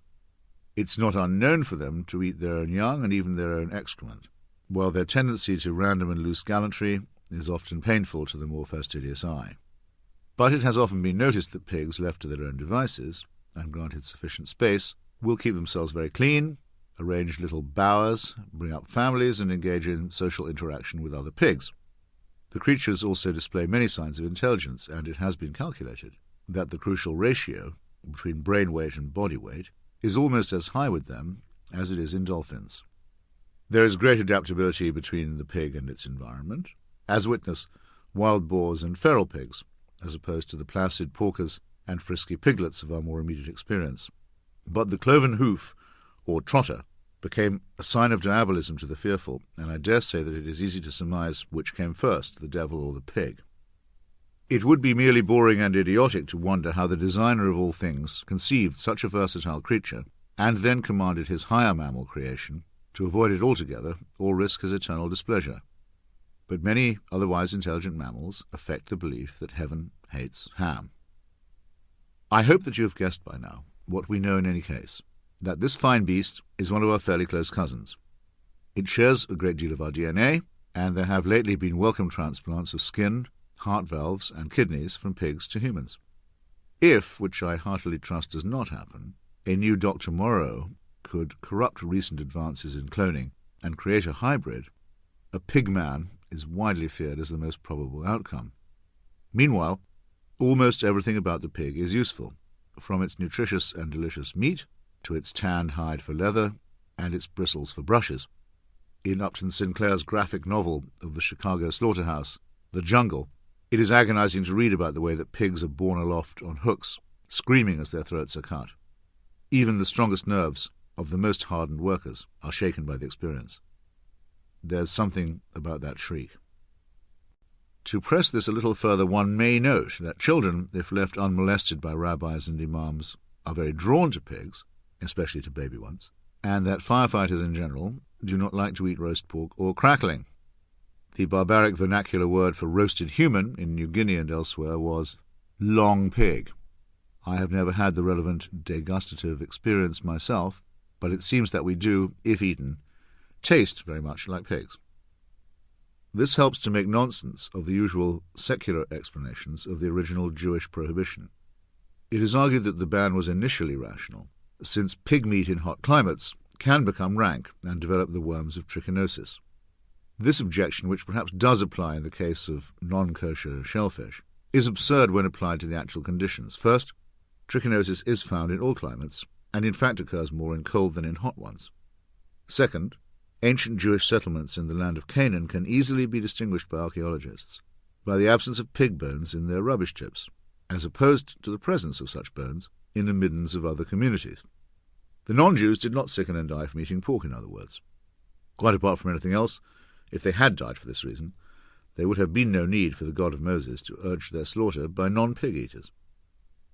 There must therefore be another answer to the conundrum. I claim my own solution as original, though without the help of Sir James Fraser and the great Ibn Warraq I might not have hit upon it. According to many ancient authorities, the attitude of early Semites to swine was one of reverence as much as disgust. The eating of pig flesh was considered as something special, even privileged and ritualistic. This mad confusion between the sacred and the profane is found in all faiths at all times. The simultaneous attraction and repulsion derived from an anthropomorphic root. The look of the pig, and the taste of the pig, and the dying yells of the pig, and the evident intelligence of the pig, were too uncomfortably reminiscent of the human. Porcophobia and porcophilia thus probably originate in a night time of human sacrifice and even cannibalism, at which the holy texts often do more than hint. Nothing optional, from homosexuality to adultery, is ever made punishable unless those who do the prohibiting, and exact the fierce punishments, have a repressed desire to participate. As Shakespeare put it in King Lear, the policeman who lashes the whore has a hot need to use her for the very offence for which he plies the lash. Porcophilia can also be used for oppressive and repressive purposes. In medieval Spain, where Jews and Muslims were compelled on pain of death and torture to convert to Christianity, the religious authorities quite rightly suspected that many of the conversions were not sincere. Indeed, the Inquisition arose partly from the holy dread that secret infidels were attending Mass, where, of course, and even more disgustingly, they were pretending to eat human flesh and drink human blood in the person of Christ himself. Among the customs that arose in consequence was the offering, at most events formal and informal, of a plate of charcuterie. Those who've been fortunate enough to visit Spain, or any good Spanish restaurant, will be familiar with the gesture of hospitality. Literally dozens of pieces of differently cured, differently sliced pig. But the grim origin of this lies in a constant effort to sniff out heresy, and to be unsmilingly watchful for giveaway expressions of distaste. In the hands of eager Christian fanatics, even the toothsome jamón ibérico could be pressed into service as a form of torture. Today, ancient stupidity is upon us again. Muslim zealots in Europe are demanding that the Three Little Pigs and Miss Piggy, Winnie the Pooh's piglet, and other traditional pets and characters be removed from the innocent gaze of their children. The mirthless cretins of jihad have probably not read enough to know of the Empress of Blandings and of the Earl of Emsworth's infinitely renewable delight in the splendid pages of the incomparable author Mr. Whiffle, The Care of the Pig, but there will be trouble when they get that far. An old statue of a wild boar in an arboretum in Middle England has already been threatened with mindless Islamic vandalism. In microcosm, this apparently trivial fetish shows how religion and faith and superstition distort our whole picture of the world. The pig is so close to us and has been so handy to us in so many respects that a strong case is now made by humanists that it should not be factory-farmed, confined, separated from its young, and forced to live in its own ordure. All other considerations to one side, the resulting pink and spongy meat is somewhat rebarbative. But this is a decision that we can make in the plain light of reason and compassion, as extended to fellow creatures and relatives, and not as a result of incantations from Iron Age campfires, where much worse offences were celebrated in the name of God. "Pig's head on a stick," says the nervous but stout-hearted Ralph in the face of the buzzing, suppurating idol, first killed and then worshipped, that has been set up by cruel, frightened schoolboys in Lord of the Flies. Pig's head on a stick. And he was more right than he could have known, and much wiser than his elders, as well as his delinquent juniors.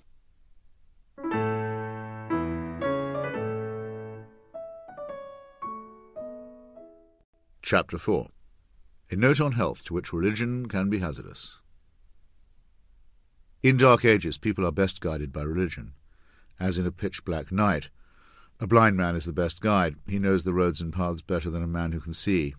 When daylight comes, however, it is foolish to use blind old men as guides. Heinrich Heine, Gedanken und Einfalle. In the fall of 2001, I was in Calcutta with the magnificent photographer Sebastião Salgado, a Brazilian genius whose studies with the camera have made vivid the lives of migrants, war victims, and those workers who toil to extract primary products from mines and quarries and forests. On this occasion he was acting as an envoy of UNICEF and promoting his cause as a crusader, in the positive sense of that term, against the scourge of polio. Thanks to the work of inspired and enlightened scientists like Jonas Salk, it is now possible to immunize children against this ghastly malady for a negligible cost, the few cents or pennies that it takes to administer 2 drops of oral vaccine to the mouth of an infant. Advances in medicine had managed to put the fear of smallpox behind us, and it was confidently expected that another year would do the same for polio. Humanity itself had seemingly united on this proposition. In several countries, including El Salvador, warring combatants had proclaimed ceasefires in order to allow the inoculation teams to move freely. Extremely poor and backward countries had mustered the resources to get the good news to every village. No more children need be killed, or made useless and miserable, by this hideous disease. Back home in Washington, where that year many people were still fearfully staying indoors after the trauma of 9/11, my youngest daughter was going dauntlessly door-to-door on Halloween, piping trick-or-treat for UNICEF, and healing or saving, with every fistful of small change, children she would never meet. One had that rare sense of participating in an entirely positive enterprise. The people of Bengal, and particularly the women, were enthusiastic and inventive. I remember one committee meeting where staunch Calcutta hostesses planned without embarrassment to team up with the city's prostitutes to spread the word into the farthest corners of society. Bring your children, no questions asked, and let them swallow the 2 drops of fluid. Someone knew of an elephant a few miles out of town that might be hired to lead a publicity parade. Everything was going well. In one of the poorest cities and states of the world there was to be a new start, and then we began to hear of a rumour. In some outlying places, Muslim diehards were spreading the story that the droplets were a plot. If you took this sinister Western medicine, you would be stricken by impotence and diarrhea, a forbidding and depressing combination. This was a problem because the drops have to be administered twice, the second time as a booster and confirmation of immunity, and because it takes only a few uninoculated people to allow the disease to survive and revive and to spread back through contact in the water supply. As with smallpox, eradication must be utter and complete. I wondered, as I left Calcutta, if West Bengal would manage to meet the deadline and declare itself polio-free by the end of the next year. That would leave only pockets of Afghanistan and one or two other inaccessible regions, already devastated by religious fervour, before we could say that another ancient tyranny of illness had been decisively overthrown. In 2005 I learned of one outcome. In northern Nigeria, a country that had previously checked in as provisionally polio-free, a group of Islamic religious figures issued a ruling, or fatwa, that declared the polio vaccine to be a conspiracy by the United States and, amazingly, the United Nations against the Muslim faith. The drops were designed, said these mullahs, to sterilize the true believers. Their intention and effect was genocidal. Nobody was to swallow them or administer them to infants. Within months, polio was back, and not just in northern Nigeria. Nigerian travellers and pilgrims had already taken it as far as Mecca and spread it back to several other polio-free countries, including 3 African ones and also far away Yemen. The entire boulder would have to be rolled right back up to the top of the mountain. You may say that this is an isolated case, which would be a grimly apt way of putting it, but you would be mistaken. Would you care to see my video of the advice given by Cardinal Alfonso López de Trujillo, the Vatican's president of the Pontifical Council for the Family, carefully warning his audience that all condoms are secretly made with many microscopic holes through which the AIDS virus can pass? Close your eyes and try to picture what you might say if you had the authority to inflict the greatest possible suffering in the least number of words. Consider the damage that such a dogma has caused. Presumably those holes permit the passage of other things too, which rather destroys the point of a condom in the first place. To make such a statement in Rome is wicked enough, but translate the message into the language of poor and stricken countries and see what happens. During carnival season in Brazil, the auxiliary Bishop of Rio de Janeiro, Rafael Chano Cifuentes, told his congregation in a sermon that the Church is against condom use. Sexual relations between a man and a woman have to be natural. I have never seen a little dog using a condom during sexual intercourse with another dog. Senior clerical figures in several other countries, Cardinal Obando y Bravo of Nicaragua, the Archbishop of Nairobi in Kenya, Cardinal Emmanuel Wamala of Uganda, have all told their flocks that condoms transmit AIDS. Cardinal Wamala indeed has opined that women who die of AIDS, rather than employ latex protection, should be considered as martyrs, though presumably this martyrdom must take place within the confines of marriage. The Islamic authorities have been no better and sometimes worse. In 1995, the Council of Ulemas in Indonesia urged that condoms only be made available to married couples, and on prescription. In Iran, a worker found to be HIV positive can lose his job, and doctors and hospitals have the right to refuse treatment to AIDS patients. An official of Pakistan's AIDS control program told Foreign Policy magazine in 2005 that the problem was smaller in his country because of better social and Islamic values. This in a state where the law allows a woman to be sentenced to be gang-raped in order to expiate the shame of a crime committed by her brother. This is the old religious combination of repression and denial. A plague like AIDS is assumed to be unmentionable because the teachings of the Quran are enough in themselves to inhibit premarital intercourse, drug use, adultery, and prostitution. Even a very brief visit to, say, Iran, will demonstrate the opposite. It is the mullahs themselves who profit from hypocrisy by licensing temporary marriages, in which wedding certificates are available for a few hours, sometimes in specially designated houses, with a divorce declaration ready to hand at the conclusion of business. You could almost call it prostitution. The last time I was offered such a bargain, it was just outside the ugly shrine to the Ayatollah Khomeini in South Tehran. But veiled and burqa-clad women, infected by their husbands with the virus, are expected to die in silence. It is a certainty that millions of other harmless and decent people will die, very miserably and quite needlessly, all over the world, as a result of this obscurantism. The attitude of religion to medicine, like the attitude of religion to science, is always necessarily problematic and very often necessarily hostile. A modern believer can say, and even believe, that his faith is quite compatible with science and medicine, but the awkward fact will always be that both things have a tendency to break religion's monopoly, and have often been fiercely resisted for that reason. What happens to the faith healer and the shaman when any poor citizen can see the full effect of drugs and surgeries administered without ceremonies or mystifications? Roughly the same thing as happens to the rainmaker when the climatologist turns up, or to the diviner from the heavens when school teachers get hold of elementary telescopes. Plagues of antiquity were held to be punishment from the gods, which did much to strengthen the hold of the priesthood, and much to encourage the burning of infidels and heretics, who were thought, in an alternative explanation, to be spreading disease by witchcraft or else poisoning the wells. We may make allowances for the orgies of stupidity and cruelty that were indulged in before humanity had a clear concept of the germ theory of disease. Most of the miracles of the New Testament have to do with healing, which was of such great importance in a time when even minor illness was often the end.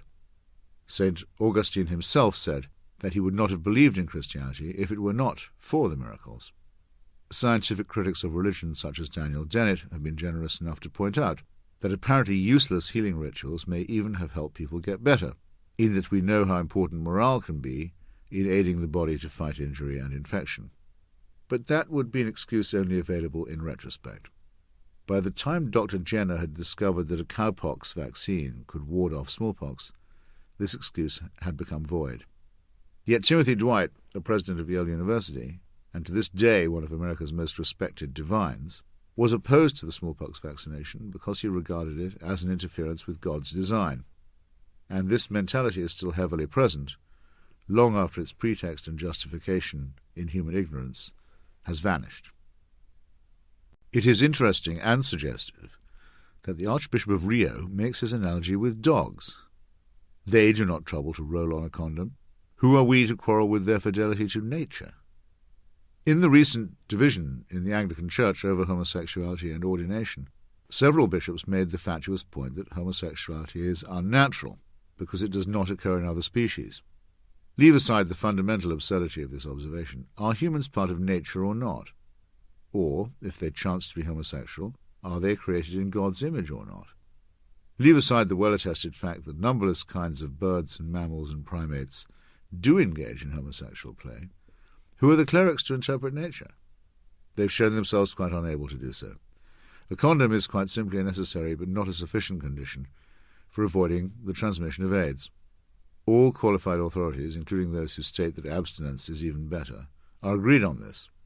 Homosexuality is present in all societies, and its incidence would appear to be part of human design.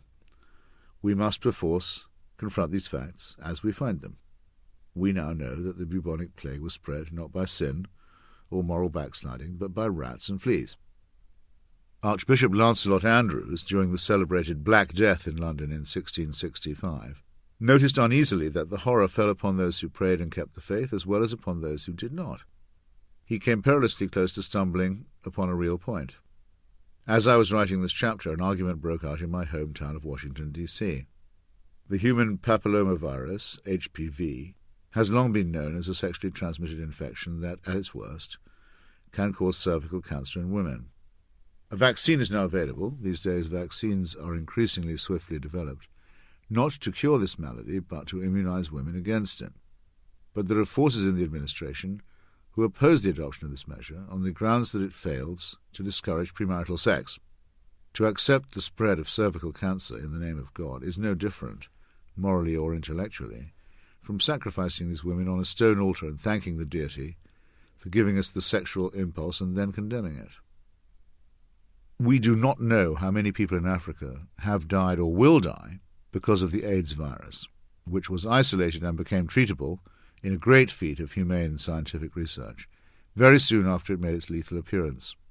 On the other hand, we do know that having sex with a virgin, one of the more popular local cures, does not in fact prevent or banish the infection. And we also know that the use of condoms can at least contribute, as a form of prophylaxis, to the limitation and containment of the virus. We are not dealing, as early missionaries might have liked to believe, with witch doctors and savages who resist the boons that the missionaries bring. We are instead dealing with the Bush administration, which, in a supposedly secular republic in the 21st century, refuses to share its foreign aid budget with charities and clinics that offer advice on family planning. At least two major and established religions, with millions of adherents in Africa, believe that the cure is very much worse than the disease. They also harbour the belief that the AIDS plague is in some sense a verdict from heaven upon sexual deviance, in particular upon homosexuality. A single stroke of Occam's potent razor eviscerates this half-baked savagery. Female homosexuals not only do not contract AIDS, except if they are unlucky with a transfusion or a needle, they are also much freer of all venereal infection than even heterosexuals. Yet clerical authorities persistently refuse to be honest about even the existence of the lesbian. In doing so, they further demonstrate that religion continues to pose an urgent threat to public health. I pose a hypothetical question. As a man of some 57 years of age, I am discovered sucking the penis of a baby boy. I ask you to picture your own outrage and revulsion. Ah, but I have my explanation already. I am a moil, an appointed circumciser and foreskin remover. My authority comes from an ancient text, which commands me to take a baby boy's penis in my hand, cut around the prepuce, and complete the action by taking his penis in my mouth, sucking off the foreskin, and spitting out the amputated flap, along with a mouthful of blood and saliva. This practice has been abandoned by most Jews, either because of its unhygienic nature or its disturbing associations, but it still persists among the sort of Hasidic fundamentalists who hope for the Second Temple to be rebuilt in Jerusalem. To them, the primitive rite of the Periah Mestitza is part of the original and unbreakable covenant with God. In New York City, in the year 2005, the ritual, as performed by a 57-year-old moil, was found to have given genital herpes to several small boys and to have caused the deaths of at least two of them. In normal circumstances, the disclosure would have led the Public Health Department to forbid the practice, and the mayor to denounce it. But in the capital of the modern world, in the first decade of the 21st century, such was not the case. Instead, Mayor Bloomberg overrode the reports by distinguished Jewish physicians who had warned of the danger of the custom and told his healthcare bureaucracy to postpone any verdict. The crucial thing, he said, was to be sure that the free exercise of religion was not being infringed. In a public debate with Peter Steinfels, the liberal Catholic religion editor of the New York Times, I was told the same thing. It happened to be election year in New York for the mayor, which often explains a lot, but this pattern recurs in other denominations and other states and cities, as well as in other countries. Across a wide swath of animist and Muslim Africa, young girls are subjected to the hell of circumcision and infibulation, which involves the slicing off of the labia and the clitoris, often with a sharp stone, and then the stitching up of the vaginal opening with strong twine, not to be removed until it is broken by male force on the bridal night. Compassion and biology allow for a small aperture to be left, meanwhile, for the passage of menstrual blood. The resulting stench, pain, humiliation, and misery exceed anything that can be easily imagined, and inevitably result in infection, sterility, shame, and the death of many women and babies in childbirth. No society would tolerate such an insult to its womanhood, and therefore to its survival, if the foul practice was not holy and sanctified. But then no New Yorker would permit atrocities against infants, if not for the same consideration. Parents professing to believe the nonsensical claims of Christian Science have been accused, but not always convicted, of denying urgent medical care to their offspring. Parents who imagine themselves to be Jehovah's Witnesses have refused permission for their children to receive blood transfusions. Parents who imagine that a man named Joseph Smith was led to a set of buried golden tablets have married their underage Mormon daughters to favoured uncles and brothers-in-law, who sometimes have older wives already. The Shia fundamentalists in Iran lowered the age of consent to 9, perhaps in admiring emulation of the age of the youngest wife of the Prophet Muhammad. Hindu child brides in India are flogged and sometimes burned alive if the pathetic dowry they bring is judged to be too small. The Vatican and its vast network of dioceses has in the past decade alone been forced to admit complicity in a huge racket of child rape and child torture, mainly but by no means exclusively homosexual, in which known pederasts and sadists were shielded from the law and reassigned to parishes where the pickings of the innocent and the defenceless were often richer. In Ireland alone, once an unquestioning disciple of Holy Mother Church, it is now estimated that the unmolested children of religious schools were very probably the minority. Now, religion professes a special role in the protection and instruction of children. Woe to him, says the Grand Inquisitor in Dostoevsky's The Brothers Karamazov, who harms a child. The New Testament has Jesus informing us that one so guilty would be better off at the bottom of the sea, and with a millstone around his neck at that. But both in theory and in practice, religion uses the innocent and the defenceless for the purposes of experiment. By all means let an observant Jewish adult male have his raw-cut penis placed in the mouth of a rabbi. That would be legal, at least in New York. By all means let grown women who distrust their clitoris or their labia have them sawn away by some other wretched adult female. By all means let Abraham offer to commit suicide to prove his devotion to the Lord, or his belief in the voices he was hearing in his head. By all means let devout parents deny themselves the succour of medicine when in acute pain and distress. By all means, for all I care, let a priest, sworn to celibacy, be a promiscuous homosexual. By all means, let a congregation that believes in whipping out the devil choose a new, grown-up sinner each week and lash him until he or she bleeds. By all means, let anyone who believes in creationism instruct his fellows during lunch breaks. But the conscription of the unprotected child for these purposes is something that even the most dedicated secularist can safely describe as a sin. I do not set myself up as a moral exemplar, and would be swiftly knocked down if I did. But if I was suspected of raping a child, or torturing a child, or infecting a child with venereal disease, or selling a child into sexual or any other kind of slavery, I might consider committing suicide whether I was guilty or not. If I had actually committed the offence, I would welcome death in any form that it might take. This revulsion is innate in any healthy person and does not need to be taught.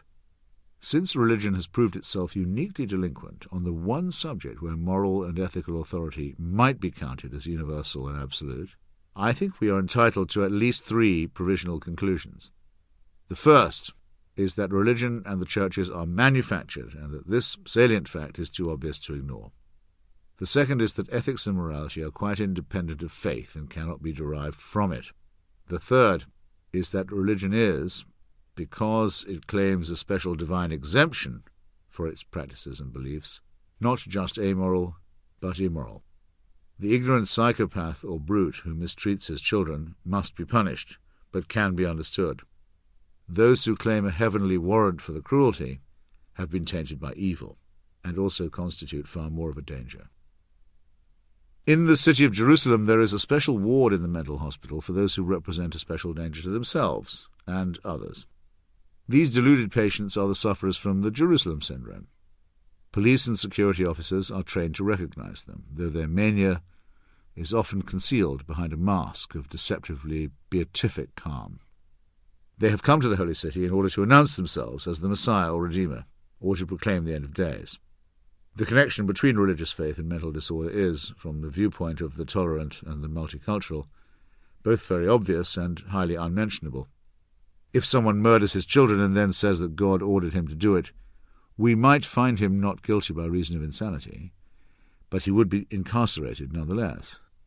If someone lives in a cave, claims to be seeing visions and experiencing prophetic dreams, we may leave him alone until he turns out to be planning, in a non-phantasmal way, the joy of suicide bombing. If someone announces himself to be God's anointed and begins stockpiling Kool-Aid and weapons and helping himself to the wives and daughters of his acolytes, we raise a bit more than a sceptical eyebrow. But if these things can be preached under the protection of an established religion, we are expected to take them at face value. All three monotheisms, just to take the most salient example, praise Abraham for being willing to hear voices, and then to take his son Isaac for a long and rather mad and gloomy walk. And then the caprice, by which his murderous hand is finally stayed, is written down as divine mercy. The relationship between physical health and mental health is now well understood to have a strong connection to the sexual function or dysfunction. Can it be a coincidence, then, that all religions claim the right to legislate in matters of sex? The principal way in which believers inflict pain on themselves, on each other, and on non-believers has always been their claim to monopoly in this sphere. Most religions, with the exception of the few cults that actually permit or encourage it, do not have to bother much with enforcing the taboo on incest. Like murder and theft, this is usually found to be abhorrent to humans without any further explanation.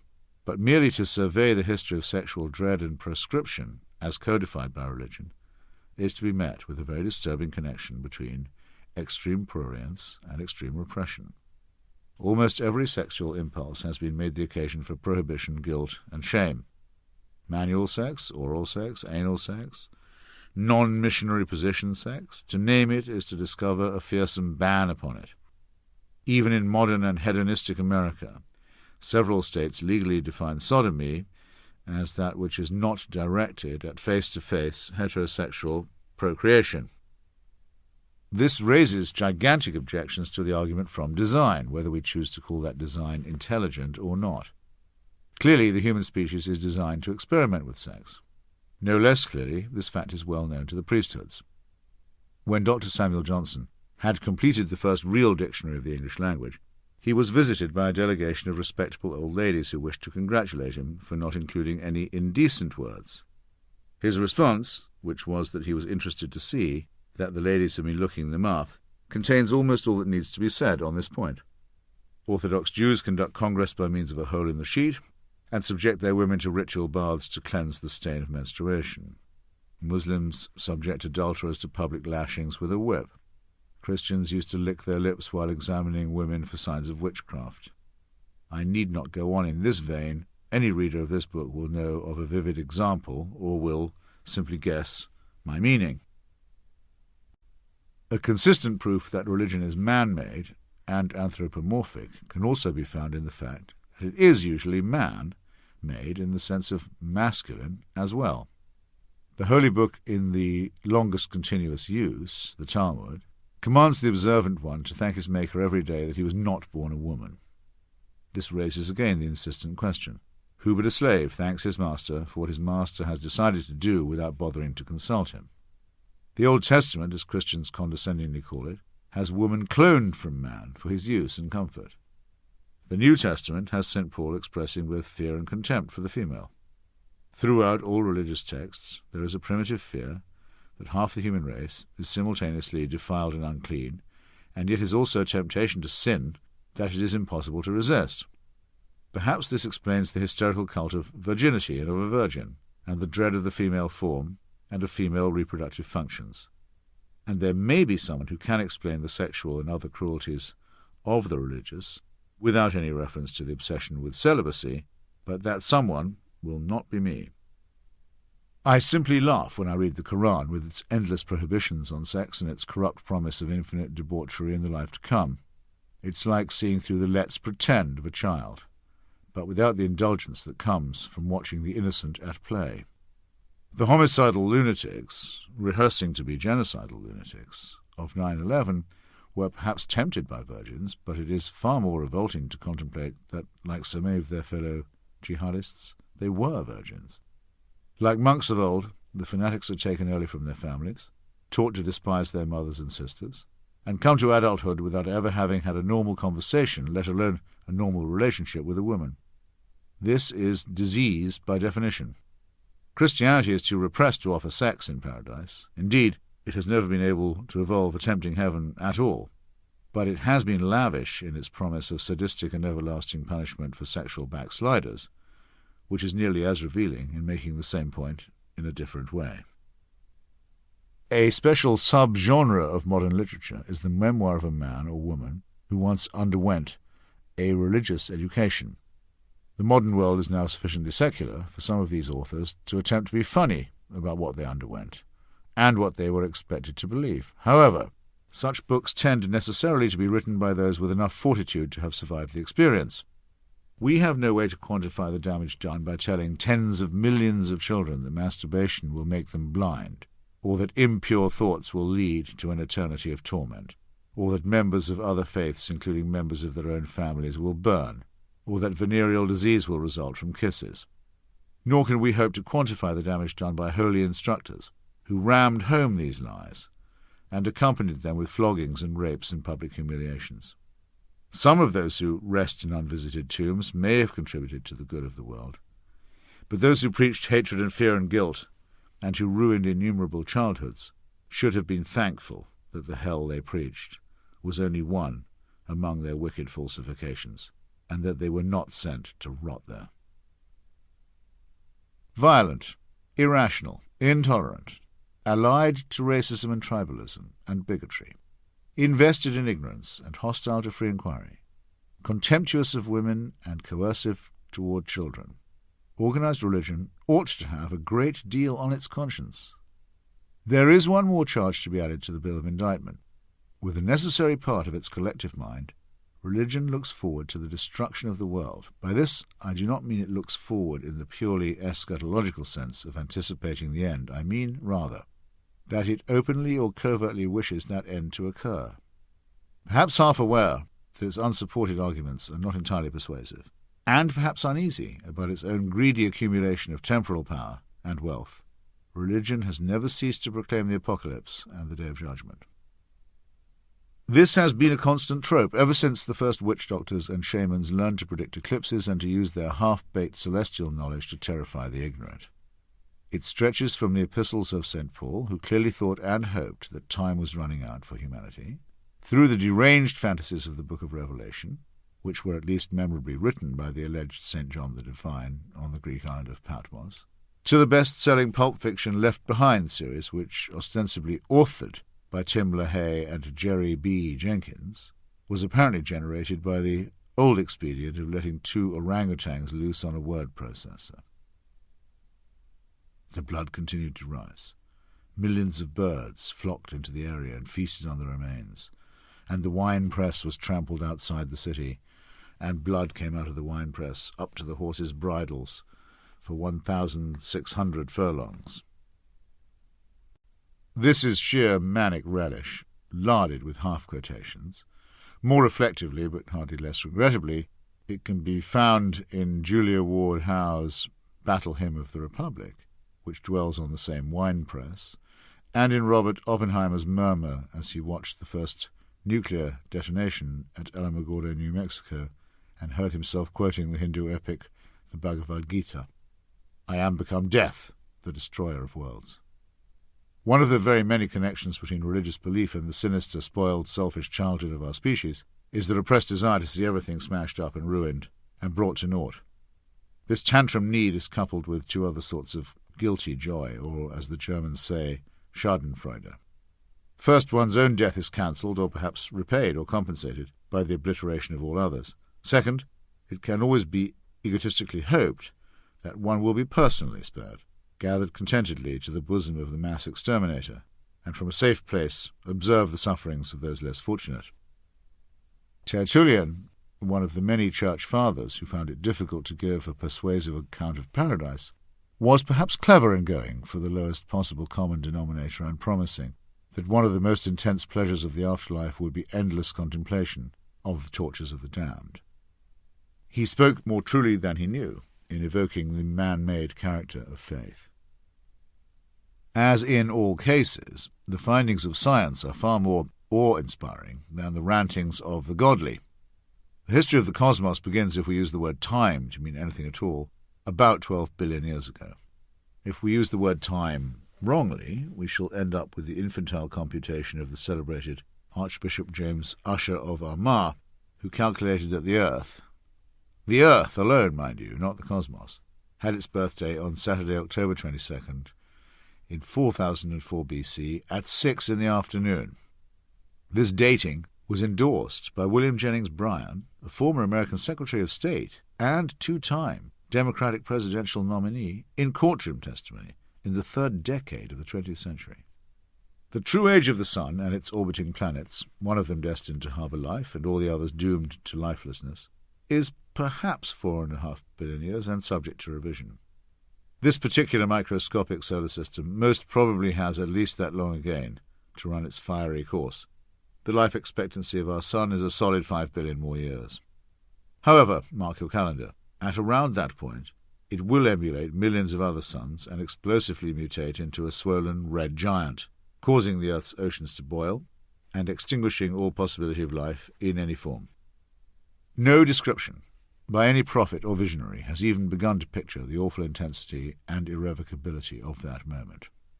One has at least some pitiful self-centered reason not to fear undergoing it.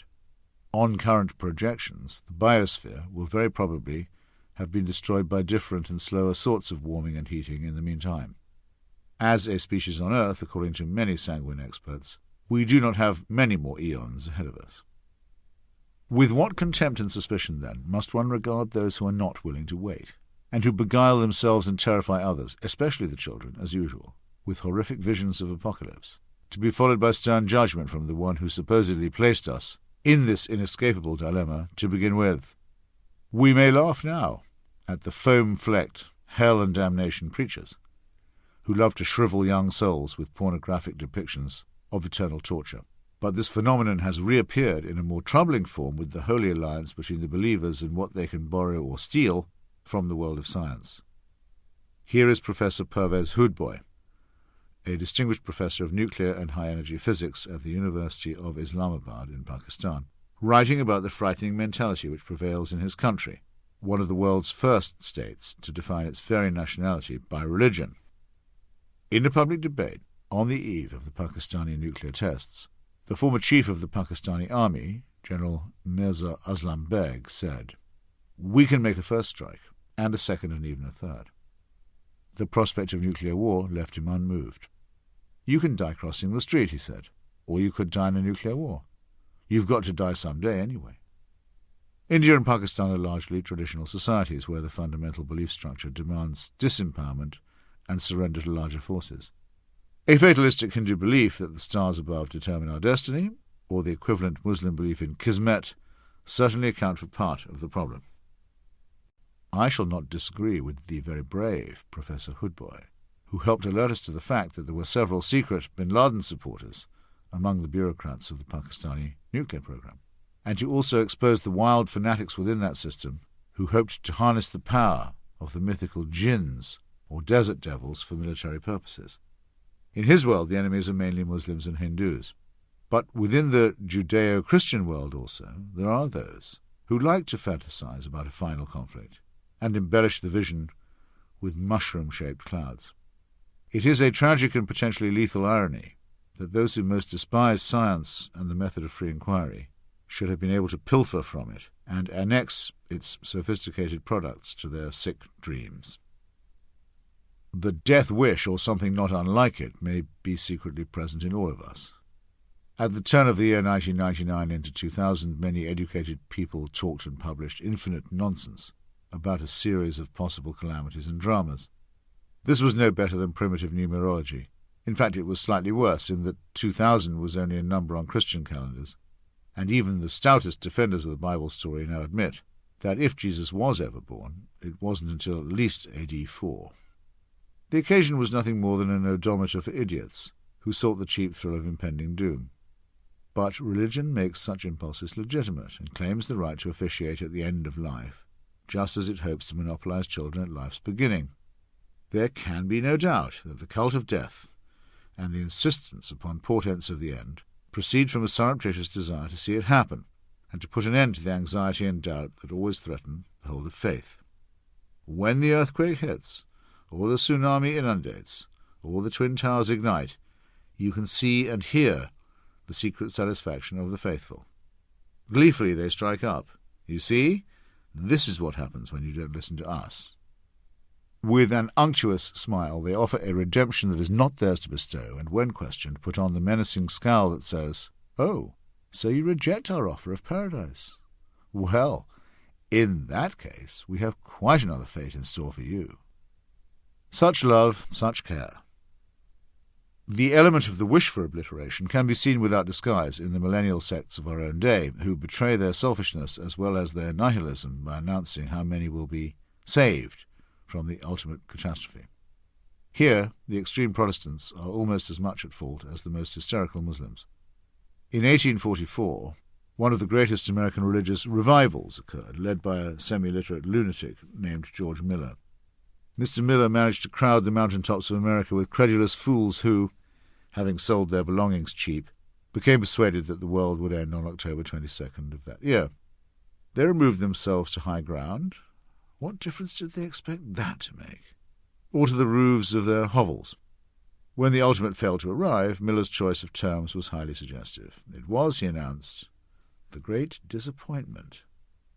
In our own time, Mr. Hal Lindsey, author of the best-selling The Late Great Planet Earth, has betrayed the same thirst for extinction. Indulged by senior American conservatives and respectfully interviewed on TV, Mr. Lindsey once dated the start of the Tribulation, a 7-year period of strife and terror, for 1988. That would have produced Armageddon itself, the closure of the Tribulation, in 1995. Mr. Lindsey may be a charlatan, but it is a certainty that he and his followers suffer from a persistent feeling of anticlimax. Antibodies to fatalism and suicide and masochism do exist, however, and are just as innate in our species. There is a celebrated story from Puritan Massachusetts in the late 18th century. During a session of the state legislature, the sky suddenly became leaden and overcast at midday. Its threatening aspect, a darkness at noon, convinced many legislators that the event so much on their clouded minds was imminent. They asked to suspend business and to go home to die. The Speaker of the Assembly, Abraham Davenport, managed to keep his nerve and dignity. "Gentlemen," he said, "either the day of judgment is here, or it is not. If it is not, there is no occasion for alarm and lamentation. If it is, however, I wish to be found doing my duty. I move, therefore, that candles be brought." In his own limited and superstitious day, this was the best that Mr. Davenport could do. Nonetheless, I second his motion.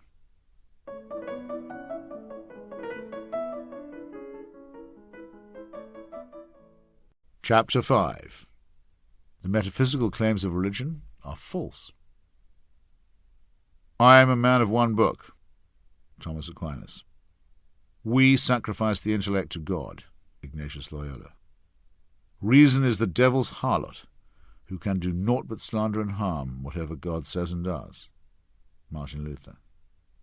Looking up at the stars, I know quite well that for all they care, I can go to hell. W. H. Auden, the more loving one. I wrote earlier that we would never again have to confront the impressive faith of an Aquinas or a Maimonides, as contrasted with the blind faith of millennial or absolutist sects, of which we have an apparently unlimited and infinitely renewable supply. This is for a simple reason. Faith of that sort, the sort that can stand up at least for a while in a confrontation with reason, is now plainly impossible. The early fathers of faith, they made very sure there'd be no mothers, were living in a time of abysmal ignorance and fear. Maimonides did not include in his Guide to the Perplexed those whom he described as not worth the effort, the Turkish and black and nomadic peoples whose nature is like the nature of mute animals. Aquinas half believed in astrology and was convinced that the fully formed nucleus, not that he would have known the word as we do, of a human being was contained inside each individual sperm. One can only mourn over the dismal and stupid lectures on sexual continence that we might have been spared if this nonsense had been exposed earlier than it was. Augustine was a self-centered fantasist and an earth-centered ignoramus. He was guiltily convinced that God cared about his trivial theft from some unimportant pear trees, and quite persuaded, by an analogous solipsism, that the sun revolved around the earth. He also fabricated the mad and cruel idea that the souls of unbaptized children were sent to limbo. Who can guess the load of misery that this diseased theory has placed on millions of Catholic parents down the years, until its shamefaced and only partial revision by the Church in our own time? Luther was terrified of demons and believed that the mentally afflicted were the devil's work. Muhammad is claimed by his own followers to have thought, as did Jesus, that the desert was pullulating with jinns or evil spirits. One must state it plainly. Religion comes from the period of human prehistory when nobody, not even the mighty Democritus, who concluded that all matter was made from atoms, had the smallest idea what was going on. It comes from the bawling and fearful infancy of our species and is a babyish attempt to meet our inescapable demand for knowledge, as well as for comfort, reassurance, and other infantile needs. Today, the least educated of my children knows much more about the natural order than any of the founders of religion, and one would like to think, though the connection is not a fully demonstrable one, that this is why they seem so uninterested in sending fellow humans to hell. All attempts to reconcile faith with science and reason are consigned to failure and ridicule for precisely these reasons. I read, for example, of some ecumenical conference of Christians who desire to show their broad-mindedness and invite some physicists along, but I am compelled to remember what I know, which is that there would be no such churches in the first place if humanity had not been afraid of the weather, the dark, the plague, the eclipse, and all manner of other things now easily explicable. And also if humanity had not been compelled, on pain of extremely agonizing consequences, to pay the exorbitant tithes and taxes that raised the imposing edifices of religion. It is true that scientists have sometimes been religious or at any rate superstitious. Sir Isaac Newton, for example, was a spiritualist and alchemist of a particularly laughable kind. Fred Hoyle, an ex-agnostic who became infatuated with the idea of design, was the Cambridge astronomer who coined the term Big Bang. He came up with that silly phrase, incidentally, as an attempt to discredit what is now the accepted theory of the origins of the universe. This was one of those lampoons that, so to speak, backfired, since, like Tory and Impressionist and Suffragette, it became adopted by those at whom it was directed. Stephen Hawking is not a believer, and when invited to Rome to meet the late Pope John Paul II, asked to be shown the records of the trial of Galileo. But even he can speak without embarrassment of the chance of physics knowing the mind of God. And this now seems quite harmless as a metaphor, as, for example, when the Beach Boys sing, or I say, God only knows. Before Charles Darwin revolutionized our entire concept of our origins, and Albert Einstein did the same for the beginnings of our cosmos, many scientists and philosophers and mathematicians took what might be called the default position and professed one or other version of deism, which held that the order and predictability of the universe seemed indeed to imply a designer, if not necessarily a designer, who took any active part in human affairs. This compromise was a logical and rational one for its time, and was especially influential among the Philadelphia and Virginia intellectuals, such as Benjamin Franklin and Thomas Jefferson, who managed to seize a moment of crisis and use it to enshrine Enlightenment values in the founding documents of the United States of America. Yet, as St. Paul so unforgettably said, when one is a child, one speaks and thinks as a child, but when one becomes a man, one puts away childish things. It is not quite possible to locate the exact moment when men of learning stopped spinning the coin, as between a creator and a long complex process, or ceased trying to split the deistic difference, but humanity began to grow up a little in the closing decades of the 18th century and the opening decades of the 19th. Charles Darwin was born in 1809, on the very same day as Abraham Lincoln, and there is no doubt as to which of them has proved to be the greater emancipator. If one had to emulate the foolishness of Archbishop Usher and try to come up with the exact date on which the conceptual coin came down solidly on one side, it would be the moment when Pierre-Simon de Laplace was invited to meet Napoleon Bonaparte. Laplace, born in 1749 and dying in 1827, was the brilliant French scientist who took the work of Newton a stage further and showed by means of mathematical calculus how the operations of the solar system were those of bodies revolving systematically in a vacuum. When he later turned his attention to the stars and the nebulae, he postulated the idea of gravitational collapse and implosion, or what we now breezily term the black hole. In a 5-volume book entitled Celestial Mechanics, he laid all this out, and like many men of his time was also intrigued by the orrery, a working model of the solar system as seen, for the first time, from the outside. These are now commonplace, but were then revolutionary, and the emperor asked to meet Laplace in order to be given either a set of the books or, accounts differ, a version of the orrery. I personally suspect that the gravedigger of the French Revolution wanted the toy rather than the volumes. He was a man in a hurry, and had managed to get the church to baptize his dictatorship with a crown. At any event, and in his childish and demanding and imperious fashion, he wanted to know why the figure of God did not appear in Laplace's mind-expanding calculations. And there came the cool, lofty, and considered response. Je n'ai pas besoin de cette hypothèse. Laplace was to become a marquis, and could perhaps more modestly have said, "It works well enough without that idea, Your Majesty," but he simply stated that he did not need it. And neither do we. The decay and collapse and discredit of God-worship does not begin at any dramatic moment, such as Nietzsche's histrionic and self-contradictory pronouncement that God was dead. Nietzsche could no more have known this, or made the assumption that God had ever been alive, than a priest or witch-doctor could ever declare that he knew God's will. Rather, the end of God-worship discloses itself at the moment, which is somewhat more gradually revealed, when it becomes optional, or only one among many possible beliefs. For the greater part of human existence, it must always be stressed, this option did not really exist. We know from the many fragments of their burned and mutilated texts and confessions that there were always human beings who were unconvinced. But from the time of Socrates, who was condemned to death for spreading unwholesome skepticism, it was considered ill-advised to emulate his example. And for billions of people down the ages, the question simply did not come up. The votaries of Baron Samedi in Haiti enjoyed the same monopoly, founded upon the same brute coercion, as did those of John Calvin in Geneva or Massachusetts. I select these examples because they are yesterday in terms of human time. Many religions now come before us with ingratiating smirks and outspread hands, like an unctuous merchant in a bazaar. They offer consolation and solidarity and uplift, competing as they do in a marketplace.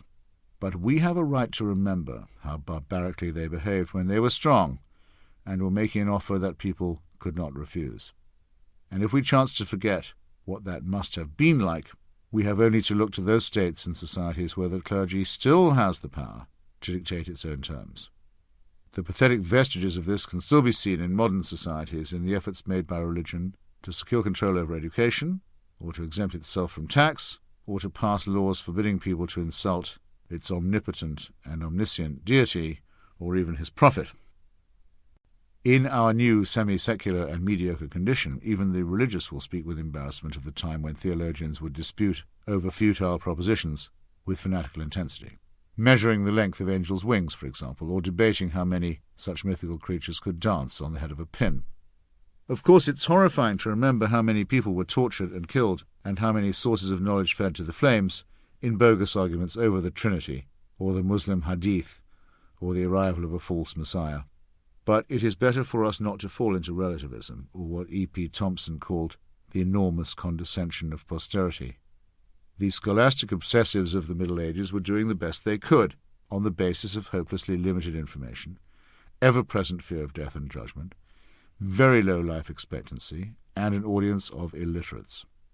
Living in often genuine fear of the consequences of error, they exerted their minds to the fullest extent then possible and evolved quite impressive systems of logic and the dialectic. It is not the fault of men like Peter Abelard if they had to work with bits and pieces of Aristotle, many of whose writings were lost when the Christian emperor Justinian closed the schools of philosophy, but were preserved in Arabic translation in Baghdad and then retransmitted to a benighted Christian Europe by way of Jewish and Muslim Andalusia. When they got hold of the material and reluctantly conceded that there had been intelligent discussion of ethics and morality before the supposed advent of Jesus, they tried their hardest to square a circle. We have nothing much to learn from what they thought, but a great deal to learn from how they thought.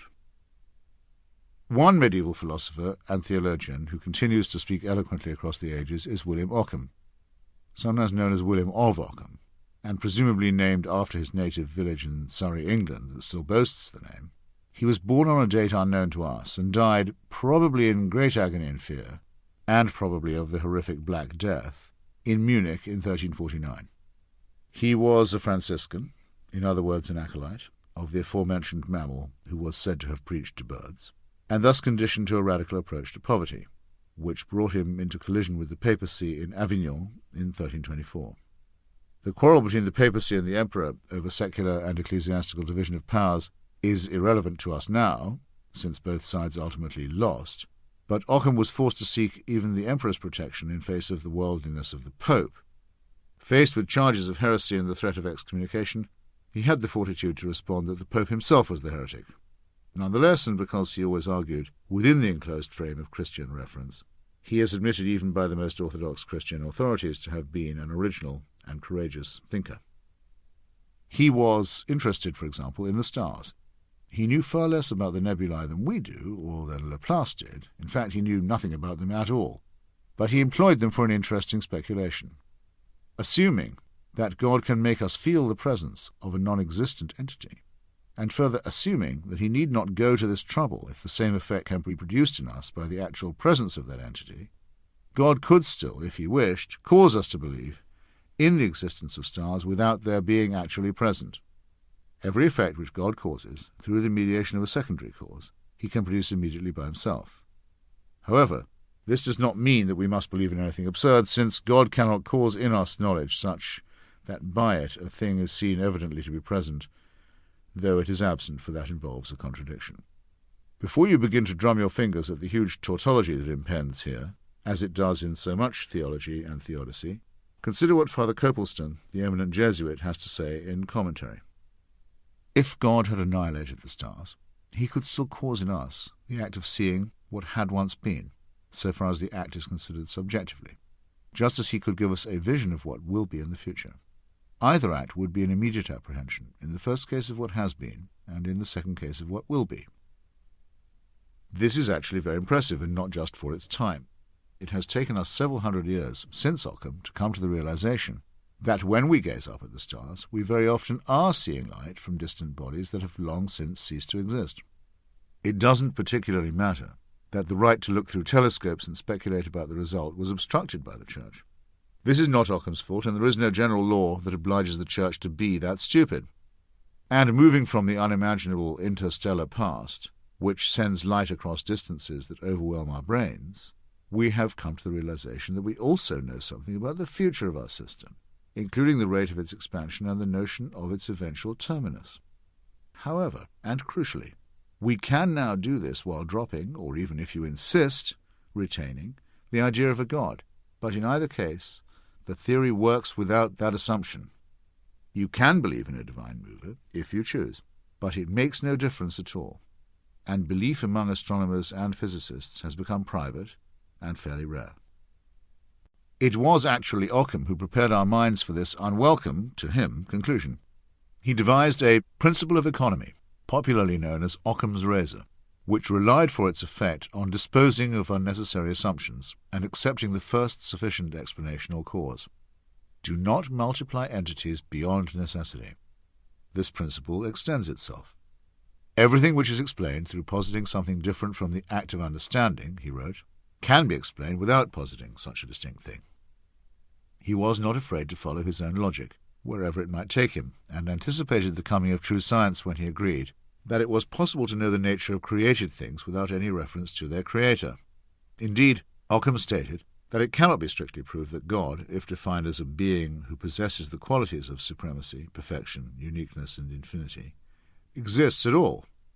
However, if one intends to identify a first cause of the existence of the world, one may choose to call that God, even if one does not know the precise nature of the first cause.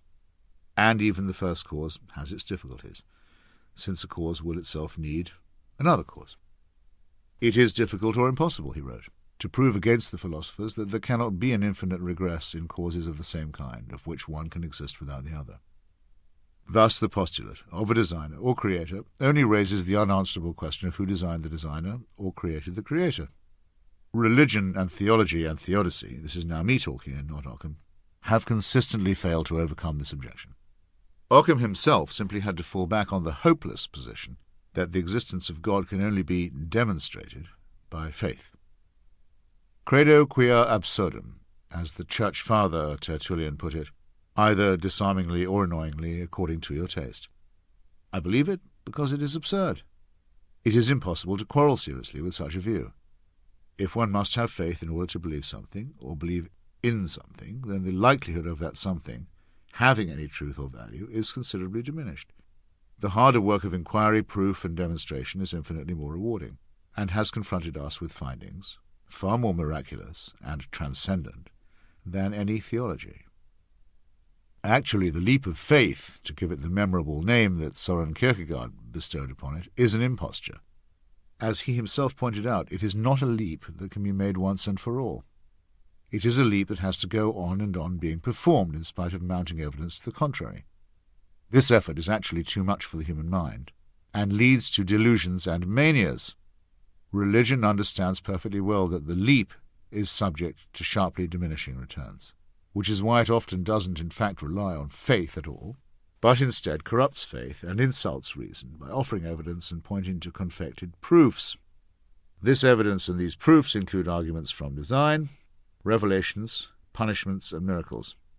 Now that religion's monopoly has been broken, it is within the compass of any human being to see these evidences and proofs as the feeble-minded inventions that they are.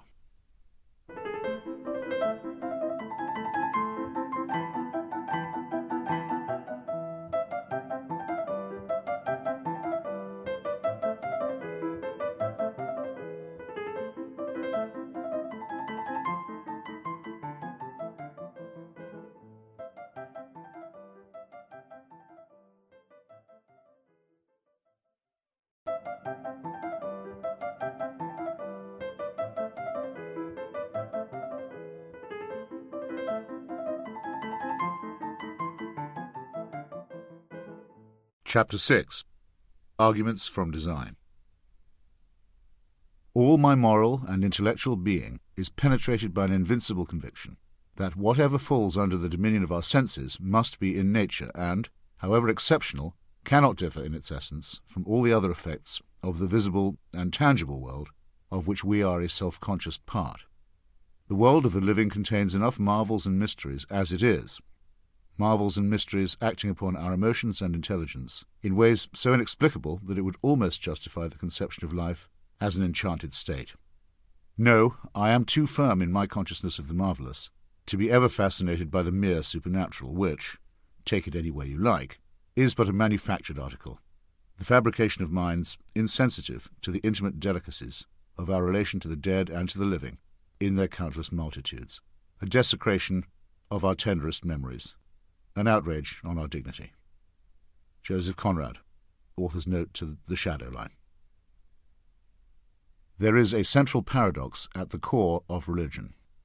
The three great monotheisms teach people to think abjectly of themselves, as miserable and guilty sinners prostrate before an angry and jealous God who, according to discrepant accounts, fashioned them either out of dust and clay or a clot of blood. The positions for prayer are usually emulations of the supplicant serf before an ill-tempered monarch. The message is one of continual submission, gratitude, and fear. Life itself is a poor thing, an interval in which to prepare for the hereafter, or for the coming or second coming of the Messiah. On the other hand, and as if by way of compensation, religion teaches people to be extremely self-centered and conceited. It assures them that God cares for them individually, and it claims that the cosmos was created with them specifically in mind. This explains the supercilious expression on the faces of those who practice religion ostentatiously. Pray excuse my modesty and humility, but I happen to be busy on an errand for God. Since human beings are naturally solipsistic, all forms of superstition enjoy what might be called a natural advantage. In the United States, we exert ourselves to improve high-rise buildings and high-speed jet aircraft, the two achievements that the murderers of September 11, 2001 put into hostile apposition, and then pathetically refuse to give them floors or row numbers that carry the unimportant number 13. I know that Pythagoras refuted astrology by the simple means of pointing out that identical twins do not have the same future. I further know that the zodiac was drawn up long before several of the planets in our solar system had been detected, and of course I understand that I could not be shown my immediate or long-term future without this disclosure altering the outcome. Thousands of people consult their stars in the newspapers every day and then have unpredicted heart attacks or traffic accidents. An astrologer, on a London tabloid, was once fired by means of a letter from his editor which began, "As you will no doubt have foreseen." In his Minima Moralia, Theodore Adorno identified the interest in stargazing as the consummation of feeble-mindedness. However, happening to glance at the projected situation for Aries one morning, as I once did, to be told that a member of the opposite sex is interested and will show it, I found it hard to suppress a tiny surge of idiotic excitement, which in my memory has outlived the later disappointment. Then again, every time I leave my apartment, there is no sign of a bus, whereas every time I return to it, a bus is just drawing up. In bad moods I mutter, "just my luck" to myself, even though part of my small 2 or 3 pound brain reminds me that the mass transit schedule of Washington, D.C. is drawn up and implemented without any reference to my movements. I mention this in case it might later become important. If I am hit by a bus on the day this book is published, there will certainly be people who will say it was no accident. So why should I not be tempted to overrule W.H. Auden and believe that the firmament is in some mysterious way ordered for my benefit? Or, coming down by a few orders of magnitude, that fluctuations in my personal fortunes are of absorbing interest to a supreme being? One of the many faults in my design is my propensity to believe or to wish this, and though, like many people, I have enough education to see through the fallacy, I have to admit that it is innate. In Sri Lanka once, I was travelling in a car with a group of Tamils on a relief expedition to a Tamil area of the coastline that had been hard hit by a cyclone. My companions were all members of the Sai Baba sect, which is very strong in South India and Sri Lanka. Sai Baba himself has claimed to raise the dead and makes a special on-camera performance of producing holy ash from his bare palms. Why ash, I used to wonder. Anyway, the trip began with my friends breaking some coconuts on a rock to ensure a safe journey. This evidently did not work because halfway across the island, our driver ploughed straight into a man who staggered out in front of us as we were racing too fast through a village. The man was horribly injured and, this being a Sinhala village, the crowd that instantly gathered was not well disposed to these Tamil intruders. It was a very sticky situation, but I was able to defuse it somewhat by being an Englishman wearing an off-white Graham-Greene type suit and by having press credentials that had been issued by the London Metropolitan Police.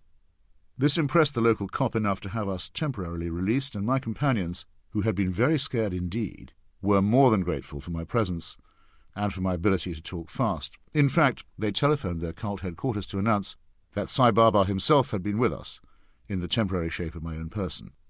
From then on I was treated literally with reverence, and not allowed to carry anything or fetch my own food. It did occur to me meanwhile to check on the man we had run over. He had died of his injuries in hospital. I wonder what his horoscope had foreshadowed for that day. Thus in miniature I saw how one mere human mammal, myself, can suddenly begin to attract shy glances of awe and wonder, and how another human mammal, our luckless victim, could be somehow irrelevant to Sai Baba's benign design. "There, but for the grace of God," said John Bradford in the 16th century, on seeing wretches led to execution, "go I." What this apparently compassionate observation really means, not that it really means anything, is, there by the grace of God goes someone else. As I was writing this chapter, a heart-stopping accident took place in a coal mine in West Virginia. 13 miners survived the explosion, but were trapped underground, compelling the nation's attention for a whole fraught news cycle until with huge relief it was announced that they had been located safe and sound. These glad tidings turned out to be premature, which was an impossible additional anguish for the families, who had already begun celebrating and giving thanks before discovering that all but one of their menfolk had suffocated under the rock. It was also an embarrassment to the newspapers and news bulletins that had rushed out too soon with the false consolation. And can you guess what the headline on those newspapers and bulletins had been? Of course you can. Miracle, with or without the exclamation point, was the invariable choice, surviving mockingly in print and in the memory to intensify the grief of the relatives. There doesn't seem to be a word to describe the absence of divine intervention in this case. But the human wish to credit good things as miraculous and to charge bad things to another account is apparently universal. In England, the monarch is the hereditary head of the church as well as the hereditary head of the state. William Cobbett once pointed out that the English themselves colluded in this servile absurdity by referring to the royal mint but the national debt. Religion plays the same trick and in the same way and before our very eyes. On my first visit to the Sacré-Cœur in Montmartre, church that was built to celebrate the deliverance of Paris from the Prussians and the Commune of 1870 to 1871, I saw a panel in bronze which showed the exact pattern in which a shower of Allied bombs, dropped in 1944, had missed the church and burst in the adjoining neighbourhood.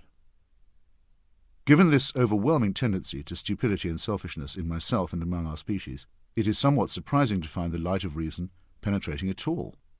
The brilliant Schiller was wrong in his Joan of Arc when he said that, against stupidity the gods themselves contend in vain. It is actually by means of the gods that we make our stupidity and gullibility into something ineffable.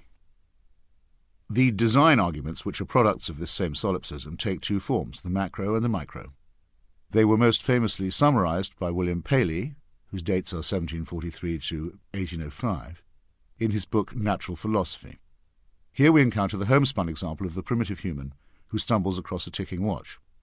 He may not know what it is for, but he can discern that it is not a rock or a vegetable, and that it has been manufactured, and even manufactured for some purpose. Paley wanted to extend this analogy both to nature and to man. His complacency and wrong-headedness are well caught by J.G. Farrell in his portrait of a Paley-trained Victorian divine in The Siege of Krishnapur. How do you explain the subtle mechanism of the eye, infinitely more complex than the mere telescope that miserable humanity has been able to invent? How do you explain the eel's eye, which might be damaged by burrowing into mud and stones, and is therefore protected by a transparent horny covering? How is it that the iris of a fish's eye does not contract? Ah, poor misguided youth, it is because the fish's eye has been designed by him who is above all, to suit the dim light in which the fish makes his watery dwelling. How do you explain the Indian hog? He cried. How do you account for its two bent teeth, more than a yard long, growing upwards from its upper jaw? To defend itself?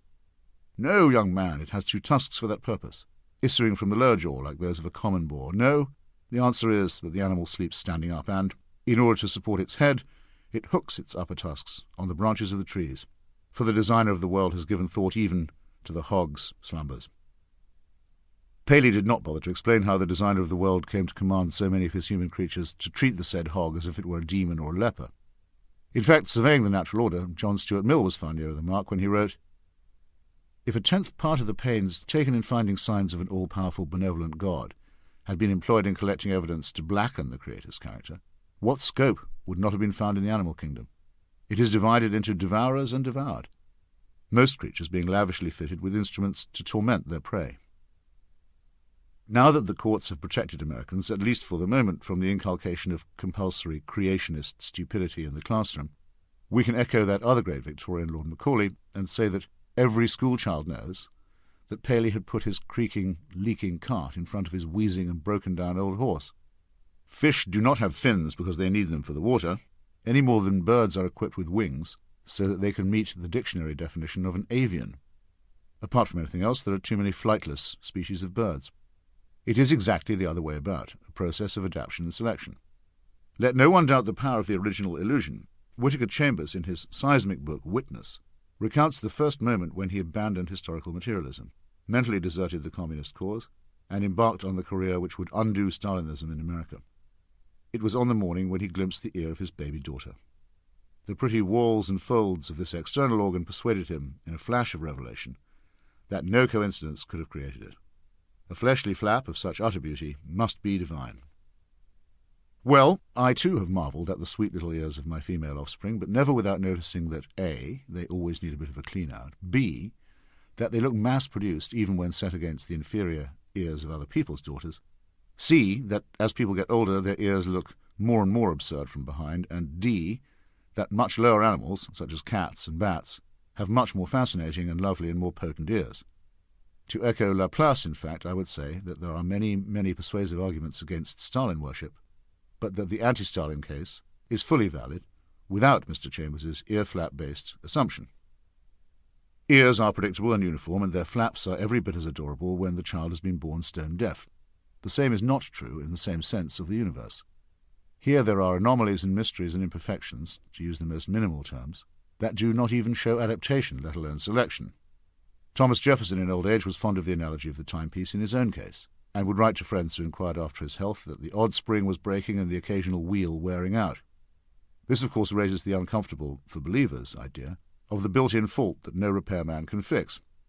Should this be counted as part of the design as well?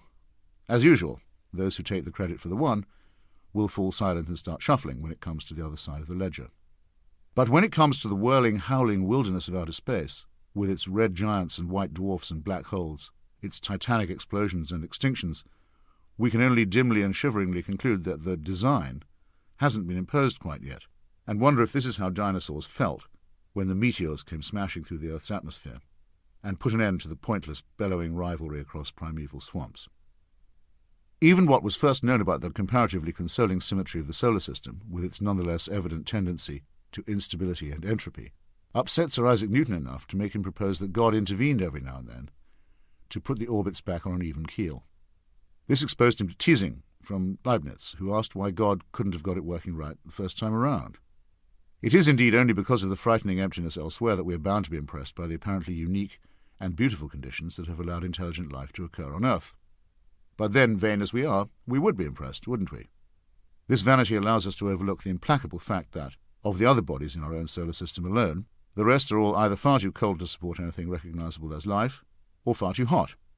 The same, as it happens, is true of our own blue and rounded planetary home, where heat contends with cold to make large tracts of it into useless wasteland, and where we have come to learn that we live, and have always lived, on a climatic knife edge. Meanwhile, the sun is getting ready to explode and devour its dependent planets like some jealous chief or tribal deity. Some design. So much for the macro dimension. What of the micro? Ever since they were forced to take part in this argument, which they were with great reluctance, the religious have tried to echo Hamlet's admonition to Horatio, that there are more things in heaven and earth than are dreamed of by mere humans. Our side willingly concedes this point. We are prepared for discoveries in the future that will stagger our faculties even more than the vast advances in knowledge that have come to us since Darwin and Einstein. However, these discoveries will come to us in the same way, by means of patient and scrupulous, and this time we hope unfettered, inquiry. In the meanwhile, we also have to improve our minds by the laborious exercise of refuting the latest foolishness contrived by the faithful. When the bones of prehistoric animals began to be discovered and scrutinized in the 19th century, there were those who said that the fossils had been placed in the rock by God in order to test our faith. This cannot be disproved. Nor can my own pet theory that, from the patterns of behavior that are observable, we may infer a design that makes planet Earth, all unknown to us, a prison colony and lunatic asylum that is employed as a dumping ground by far-off and superior civilizations. However, I was educated by Sir Karl Popper to believe that a theory that is unfalsifiable is to that extent a weak one. Now we are being told that astonishing features such as the human eye cannot be the result of, so to speak, blind chance. As it happens, the design faction have chosen an example that could not be bettered. We now know a great deal about the eye, and about which creatures have it and which do not, and why. I must here for a moment give way to my friend Dr. Michael Shermer. Evolution also posits that modern organisms should show a variety of structures from simple to complex, reflecting an evolutionary history rather than an instantaneous creation. The human eye, for example, is the result of a long and complex pathway that goes back hundreds of millions of years. Initially a simple eye spot with a handful of light-sensitive cells that provided information to the organism about an important source of the light, it developed into a recessed eye spot, where a small surface indentation filled with light-sensitive cells provided additional data on the direction of light. Then into a deep recession eye spot, where additional cells at greater depth provide more accurate information about the environment. Then into a pinhole camera eye that is able to focus an image on the back of a deeply recessed layer of light-sensitive cells. Then into a pinhole lens eye that is able to focus the image. Then into a complex eye, found in such modern mammals as humans. All the intermediate stages of this process have been located in other creatures, and sophisticated computer models have been developed which have tested the theory and shown that it actually works. There is a further proof of the evolution of the eye, as Shermer points out. This is the ineptitude of its design. The anatomy of the human eye, in fact, shows anything but intelligence in its design. It is built upside down and backwards, requiring photons of light to travel through the cornea, lens, aqueous fluid, blood vessels, ganglion cells, amacrine cells, horizontal cells, and bipolar cells before they reach the light-sensitive rods and cones that transduce the light signal into neural impulses, which are then sent to the visual cortex at the back of the brain for processing into meaningful patterns. For optimal vision, why would an intelligent designer have built an eye upside down and backwards? It is because we evolved from sightless bacteria, now found to share our DNA, that we are so myopic. These are the same ill-designed optics, complete with deliberately designed retinal blind spot, through which earlier humans claimed to have seen miracles with their own eyes.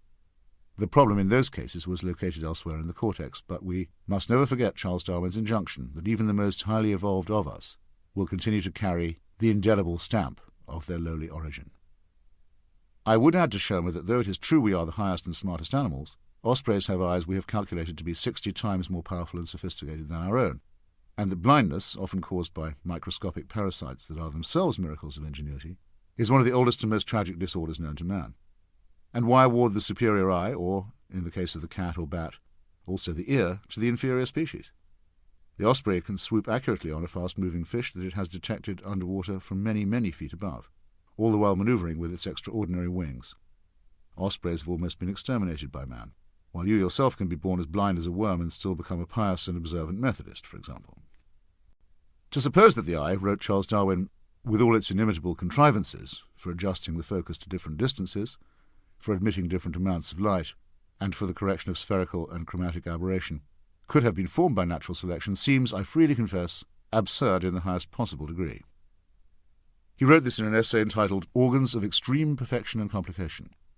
Since that time, the evolution of the eye has become almost a separate department of study.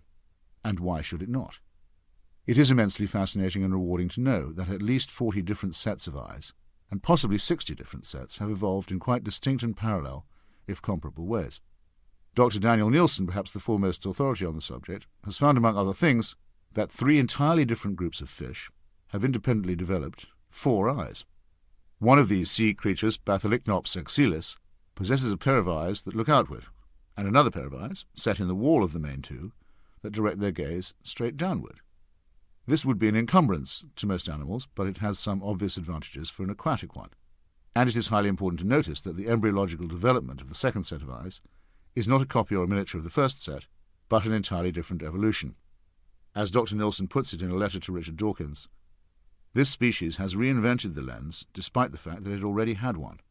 It serves as a good support for the view that lenses are not difficult to evolve. A creative deity, of course, would have been more likely to double the complement of optics in the first place, which would have left us with nothing to wonder about or to discover. Or, as Darwin went on to say in the same essay, when it was first said that the sun stood still and the world turned round, the common sense of mankind declared the doctrine false. But the old saying of vox populi vox Dei, as every philosopher knows, cannot be trusted in science.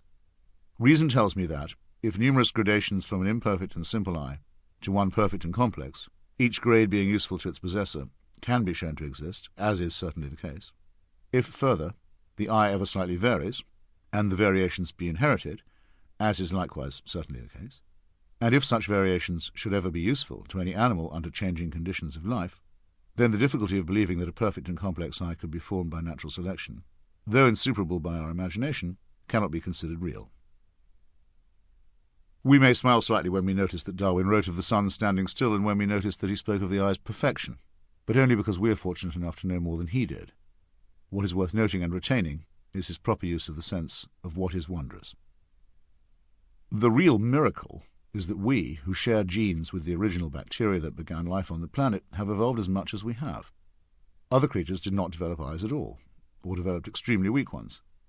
There is an intriguing paradox here. Evolution does not have eyes, but it can create them. The brilliant Professor Francis Crick, one of the discoverers of the double helix, had a colleague named Leslie Orgel who encapsulated this paradox more elegantly than I can. Evolution, he said, is smarter than you are. But this compliment to the intelligence of natural selection is not by any means a concession to the stupid notion of intelligent design. Some of the results are extremely impressive, as we are bound to think in our own case.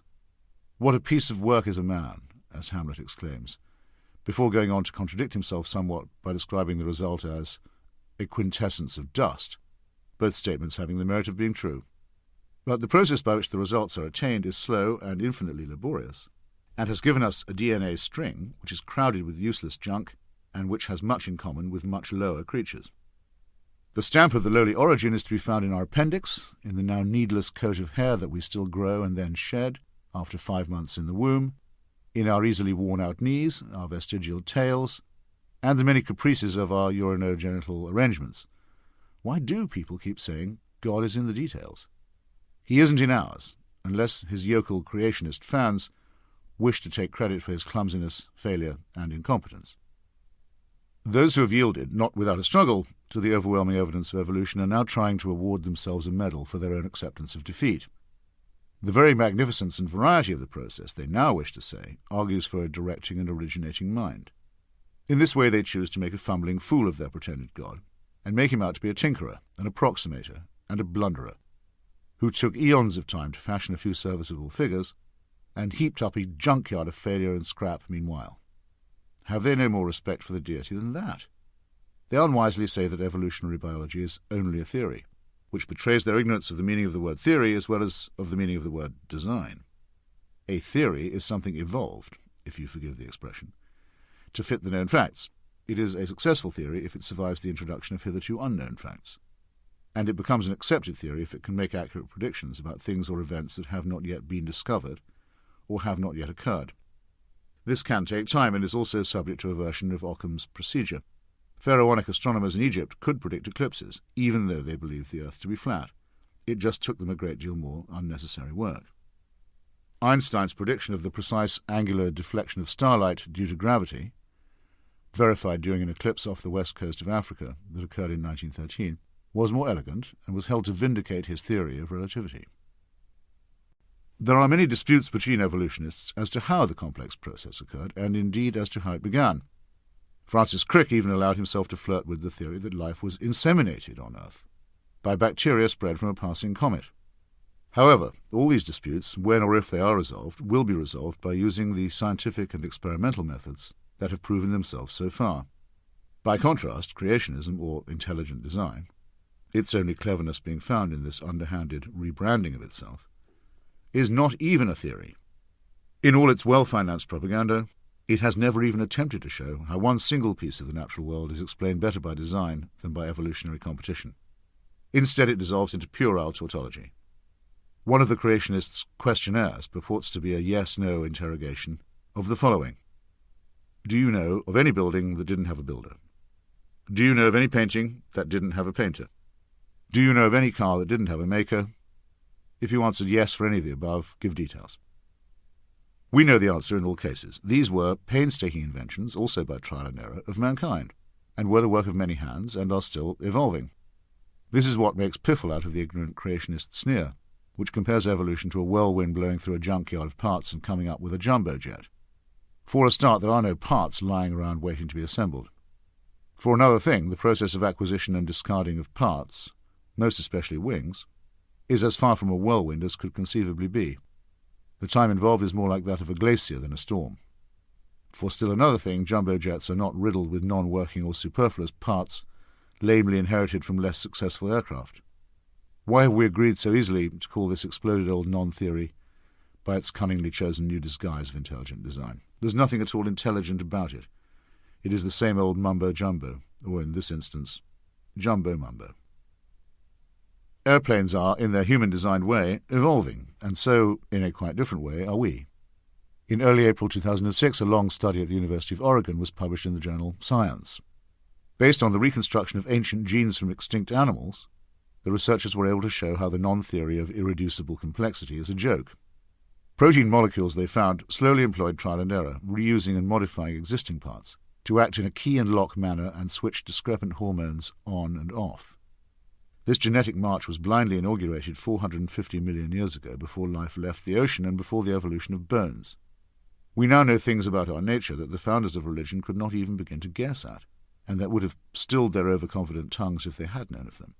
Yet again, once one has disposed of superfluous assumptions, speculation about who designed us to be designers becomes as fruitless and irrelevant as the question of who designed that designer. Aristotle, whose reasoning about the unmoved mover and the uncaused cause is the beginning of this argument, concluded that the logic would necessitate 47 or 55 gods. Surely even a monotheist would be grateful for Occam's razor at this point. From a plurality of prime movers, the monotheists have bargained it down to a single one. They are getting ever nearer to the true round figure. We must also confront the fact that evolution is, as well as smarter than we are, infinitely more callous and cruel and also capricious. Investigation of the fossil record and the record of molecular biology shows us that approximately 98% of all the species that have ever appeared on Earth have lapsed into extinction. There have been extraordinary periods of life explosion, invariably succeeded by great dyings out. In order for life to take hold at all on a cooling planet, it had first to occur with fantastic profusion. We have a micro-glimpse of this in our little human lives.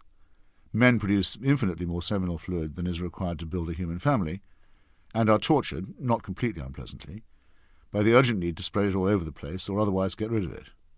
Religions have needlessly added to the torture by condemning various simple means of relieving this presumably designed pressure. The exuberant, teeming variety of insect life, or sparrow or salmon or codfish life, is a titanic waste that ensures, in some but not all cases, that there will be enough survivors. The higher animals are hardly exempt from this process. The religions that we know of have, for self-evident reasons, also emerged from peoples that we know of. And in Asia and the Mediterranean and the Middle East, the human record is traceable back for an impressively long and continuous period of time. However, even the religious myths mention periods of darkness and plague and calamity, when it seemed that nature had turned against human existence. The folk memory, now confirmed by archaeology, makes it seem highly probable that huge inundations occurred when the Black Sea and the Mediterranean were formed, and that these forbidding and terrifying events continued to impress the storytellers of Mesopotamia and elsewhere. Every year, Christian fundamentalists renew their expeditions to Mount Ararat in modern Armenia, convinced that one day they will discover the wreckage of Noah's Ark. This effort is futile, and would prove nothing even if it were successful. But if these people should chance to read the reconstructions of what really did happen, they would find themselves confronted with something far more memorable than the banal account of Noah's flood: a sudden massive wall of dark water roaring across a thickly populated plain. This Atlantis event would have adhered to the prehistoric memory all right, as indeed it does to ours.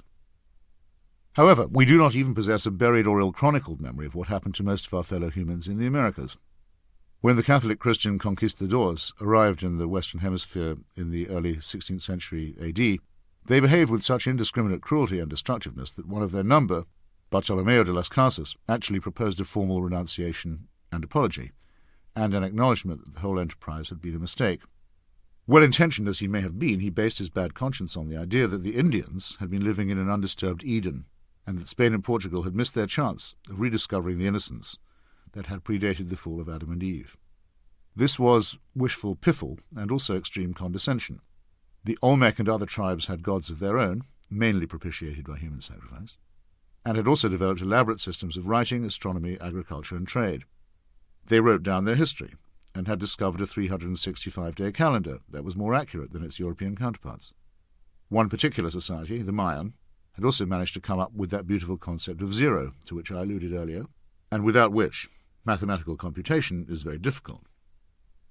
It may be significant that the papacy of the Middle Ages always resisted the idea of zero as alien and heretical, perhaps because of its supposedly Arab, in fact Sanskrit, origin, but perhaps also because it contained a frightening possibility. Something is known of the civilizations of the American Isthmus, but until very recently we were unaware of the vast cities and networks that once stretched across the Amazon basin and some regions of the Andes. Serious work has only just begun on the study of these impressive societies, which grew and flourished when Moses and Abraham and Jesus and Muhammad and Buddha were being revered, but which took no part at all in those arguments, and were not included in the calculations of the monotheistic faithful. It is a certainty that these people, too, had their creation myths and their revelations of the divine will, for all the good it did them. But they suffered and triumphed and expired without ever being in our prayers, and they died out in the bitter awareness that there would be nobody to remember them as they had been, or even as if they had been. All their promised lands and prophecies and cherished legends and ceremonies might as well have occurred on another planet. This is how arbitrary human history actually is. There seems to be little or no doubt that these peoples were annihilated not just by human conquerors, but by microorganisms, of which neither they nor their invaders had any knowledge. These germs may have been indigenous, or they may have been imported, but the effect was the same. Here again one sees the gigantic man-made fallacy that informs our Genesis story. How can it be proven in one paragraph that this book was written by ignorant men and not by any god? Because man is given dominion over all beasts, fowl and fish.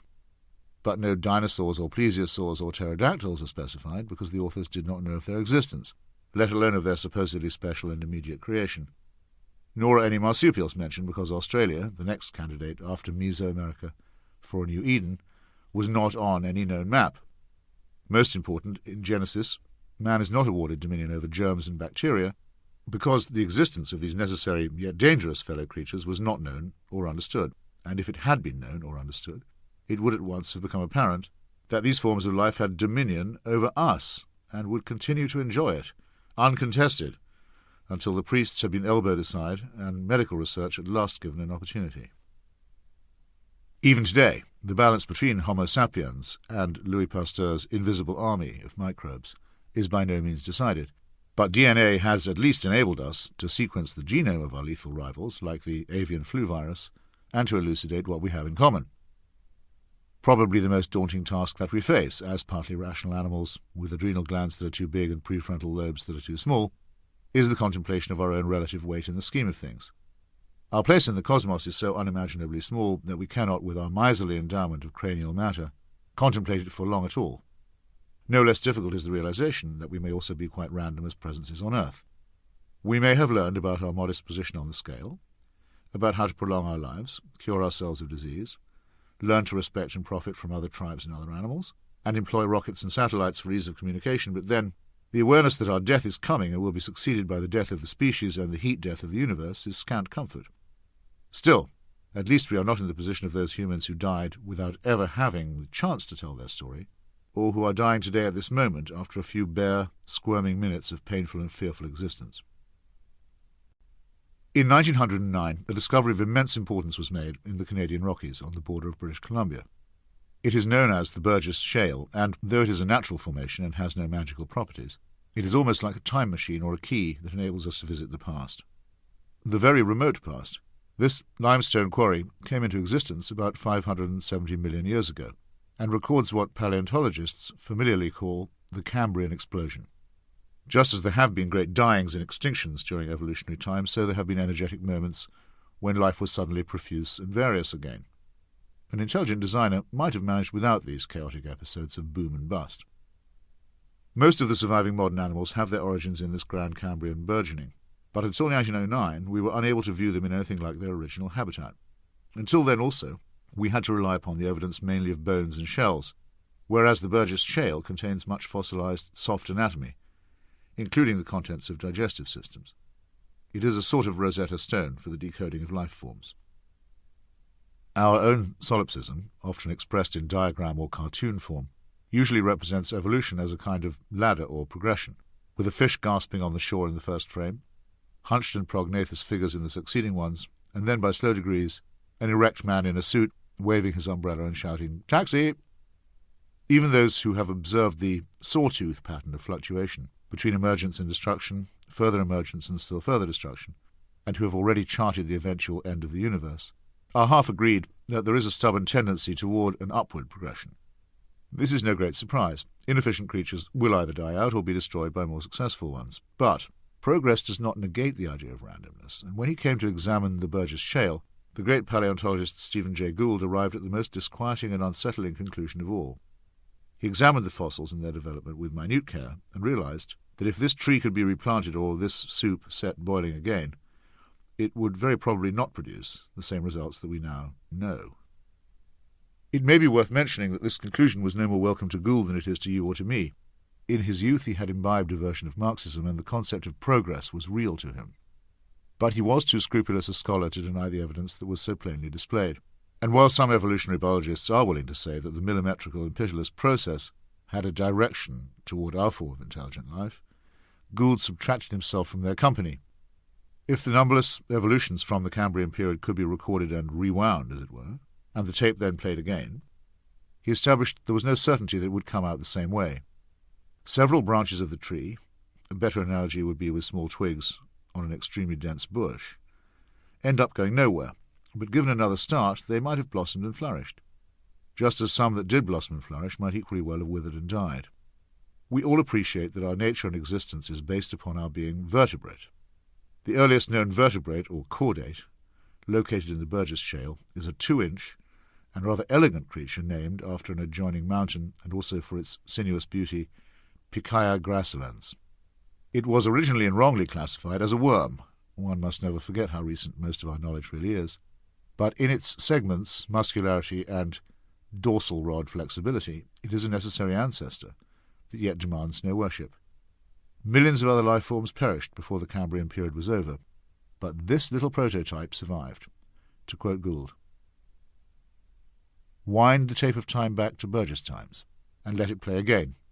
If Pikaia does not survive in the replay, we are wiped out of future history, all of us, from shark to robin to orangutan." And I don't think that any handicapper, given Burgess evidence as known today, would have granted very favourable odds for the persistence of Pikaia. And so, if you wish to ask the question of the ages, why do humans exist, a major part of the answer, touching those aspects of the issue that science can treat at all, must be because Pikaia survived the Burgess decimation.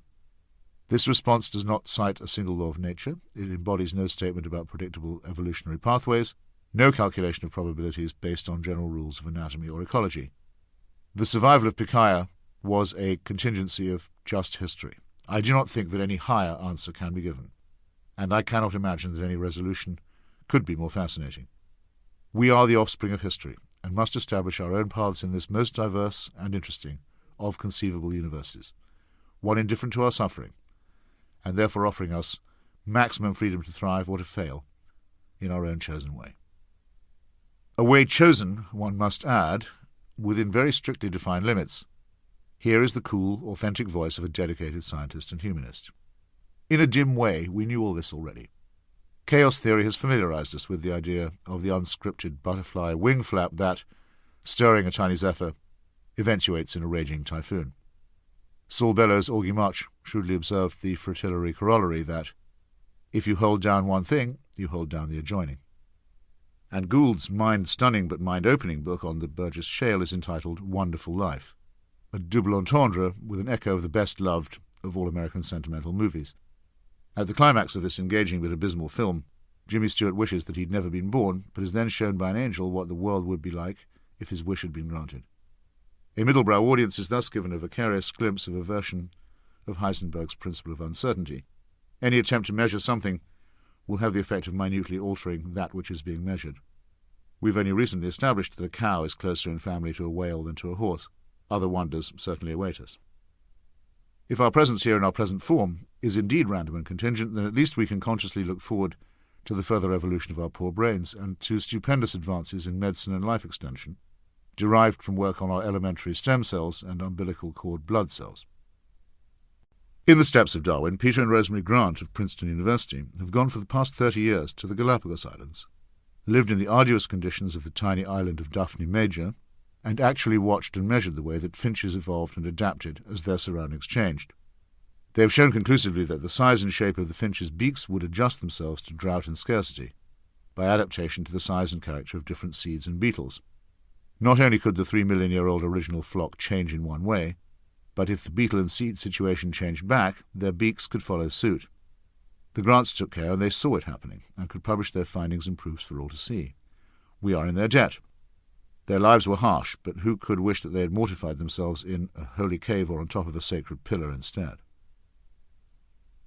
In 2005, a team of researchers at the University of Chicago conducted serious work on two genes known as microcephalin and ASPM that, when disabled, are the cause of microcephaly.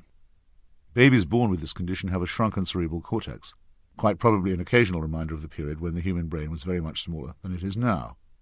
The evolution of humans has been generally thought to have completed itself about 50 to 60,000 years ago, an instant in evolutionary time. Yet those two genes have apparently been evolving faster in the past 37,000 years, raising the possibility that the human brain is a work in progress. In March 2006, further work at the same university revealed that there are some 700 regions of the human genome where genes have been reshaped by natural selection within the past 5,000 to 15,000 years.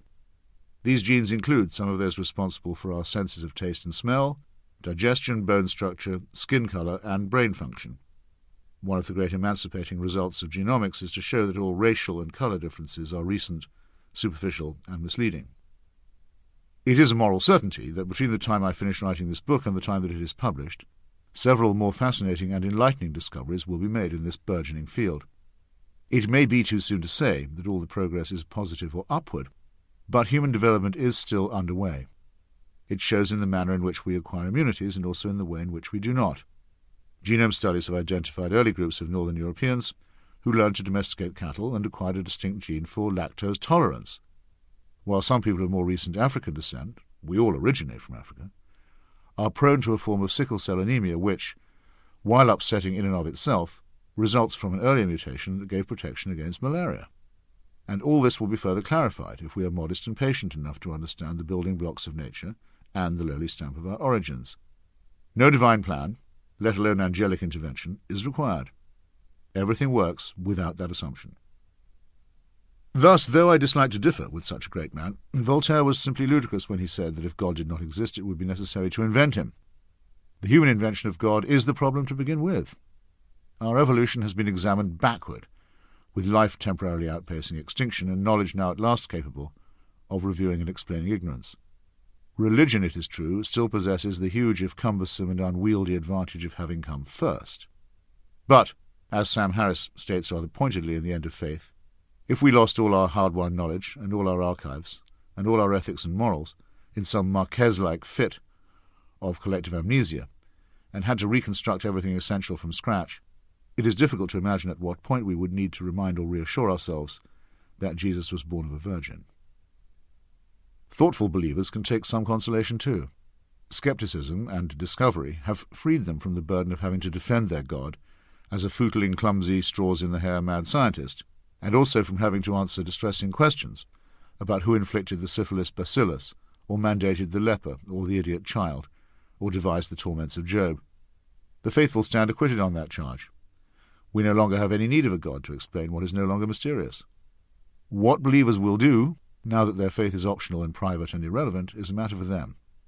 We should not care, as long as they make no further attempt to inculcate religion by any form of coercion.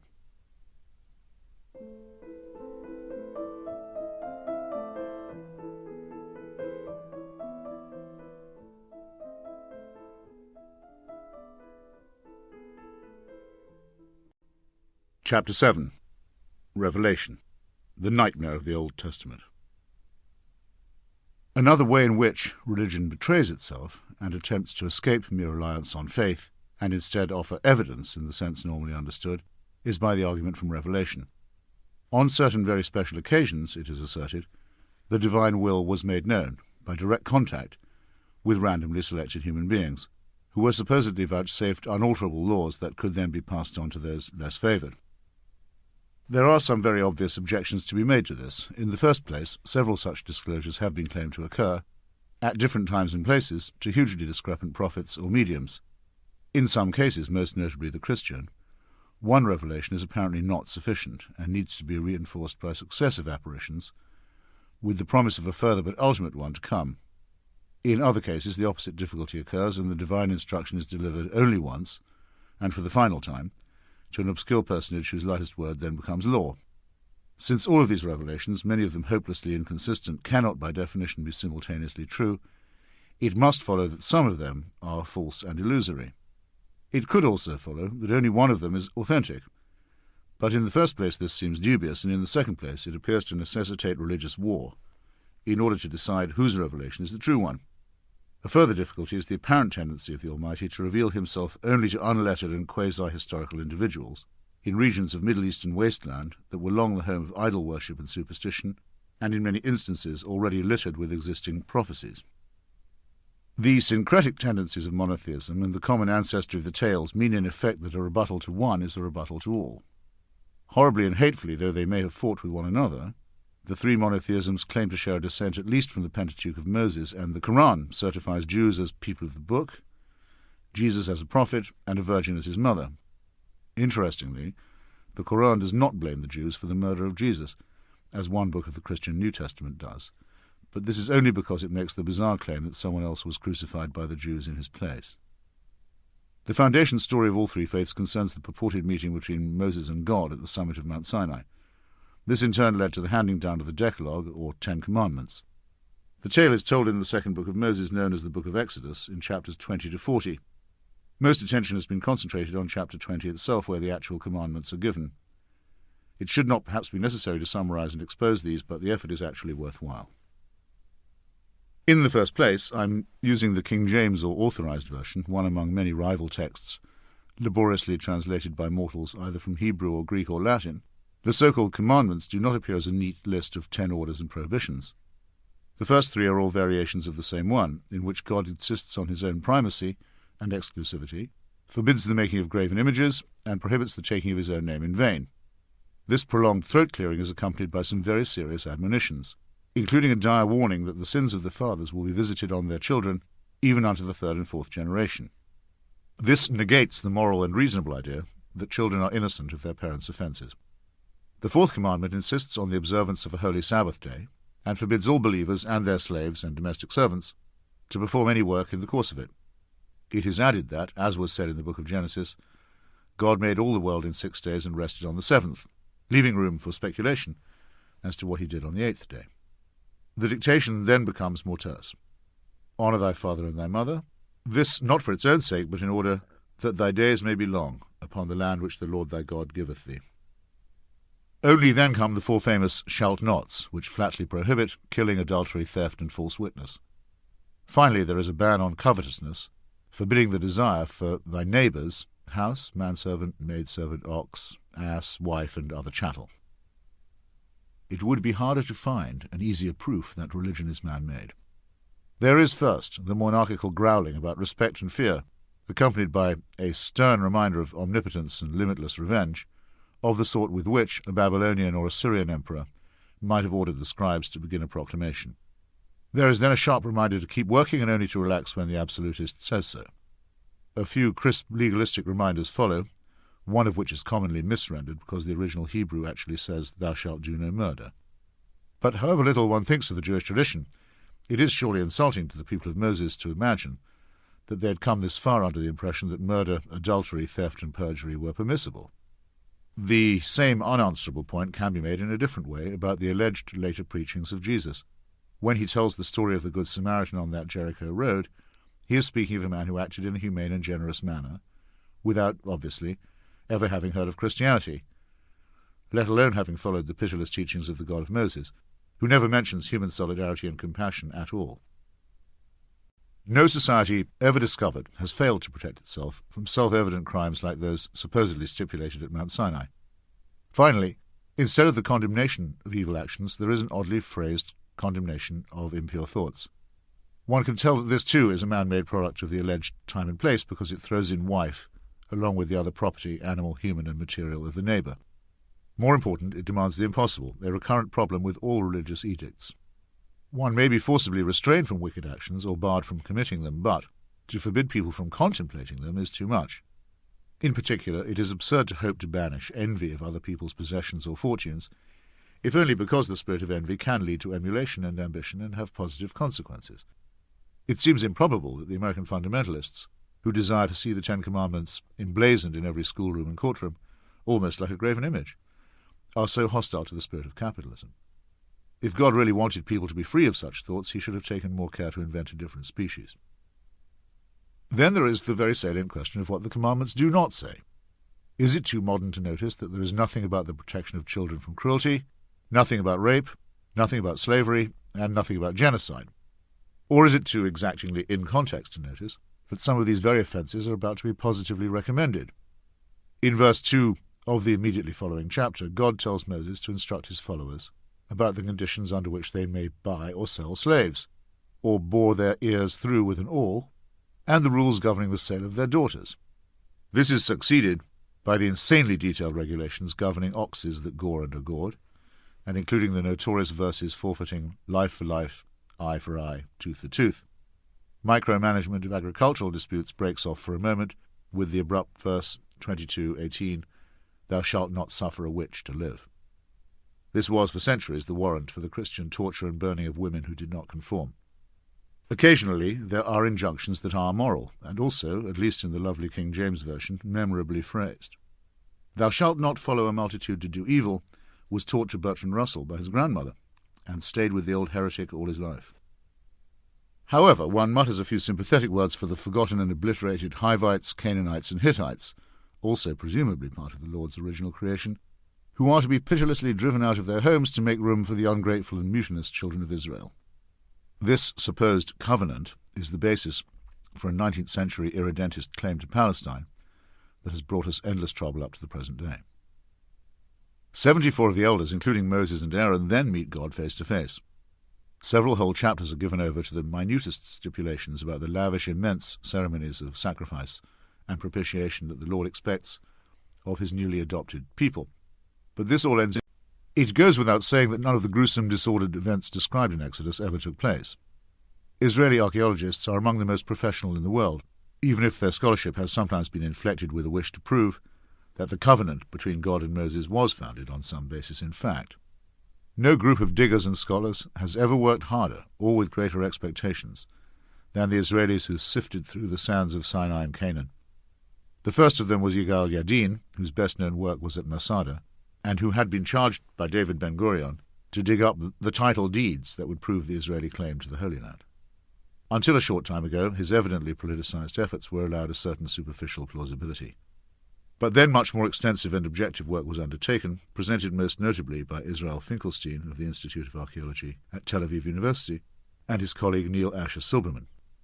These men regard the Hebrew Bible, or Pentateuch, as beautiful, and the story of modern Israel as an all-round inspiration, in which respects I humbly beg to differ. But their conclusion is final, and the more creditable for asserting evidence over self-interest. There was no flight from Egypt, no wandering in the desert, let alone for the incredible 4-decade length of time mentioned in the Pentateuch, and no dramatic conquest of the Promised Land. It was all, quite simply and very ineptly, made up at a much later date. No Egyptian chronicle mentions this episode either, even in passing, and Egypt was the garrison power in Canaan, as well as the Nilotic region, at all the material times. Indeed, much of the evidence is the other way. Archaeology does confirm the presence of Jewish communities in Palestine from many thousands of years ago. This can be deduced, among other things, from the absence of those pig bones in the middens and dumps. And it does show that there was a kingdom of David, albeit rather a modest one. But all the Mosaic myths can be safely and easily discarded. I do not think that this is what the sour critics of faith sometimes call a reductionist conclusion. There is great pleasure to be had from the study of archaeology and of ancient texts, and great instruction too, and it brings us ever nearer to some approximation of the truth. On the other hand, it also raises the question of anti-theism once more. In The Future of an Illusion, Freud made the obvious point that religion suffered from one incurable deficiency. It was too clearly derived from our own desire to escape from, or survive, death. This critique of wish-thinking is strong and unanswerable, but it does not really deal with the horrors and cruelties and madnesses of the Old Testament. Who, except for an ancient priest, seeking to exert power by the tried and tested means of fear, could possibly wish that this hopelessly knotted skein of fable had any veracity? Well, the Christians had been at work on the same wishful attempt at proof long before the Zionist school of archaeology began to turn a spade. St. Paul's epistle to the Galatians had transmitted God's promise to the Jewish patriarchs, as an unbroken patrimony, to the Christians, and in the 19th and early 20th centuries you could hardly throw an orange peel in the Holy Land without hitting a fervent excavator. General Gordon, the biblical fanatic later slain by the Mahdi at Khartoum, was very much to the fore. William Albright of Baltimore was continually vindicating Joshua's Jericho and other myths. Some of these diggers, even given the primitive techniques of the period, counted as serious rather than merely opportunistic. Morally serious, too. The French Dominican archaeologist Roland de Vaux gave a hostage to fortune by saying that if the historical faith of Israel is not founded in history, such faith is erroneous, and therefore our faith is also. A most admirable and honest point, on which the good father may now be taken up. Long before modern inquiry and painstaking translation and excavation had helped enlighten us, it was well within the compass of a thinking person to see that the revelation at Sinai and the rest of the Pentateuch was an ill-carpentered fiction, bolted into place well after the non-events that it fails to describe convincingly or even plausibly. Intelligent schoolchildren have been upsetting their teachers with innocent but unanswerable questions ever since Bible study was instituted.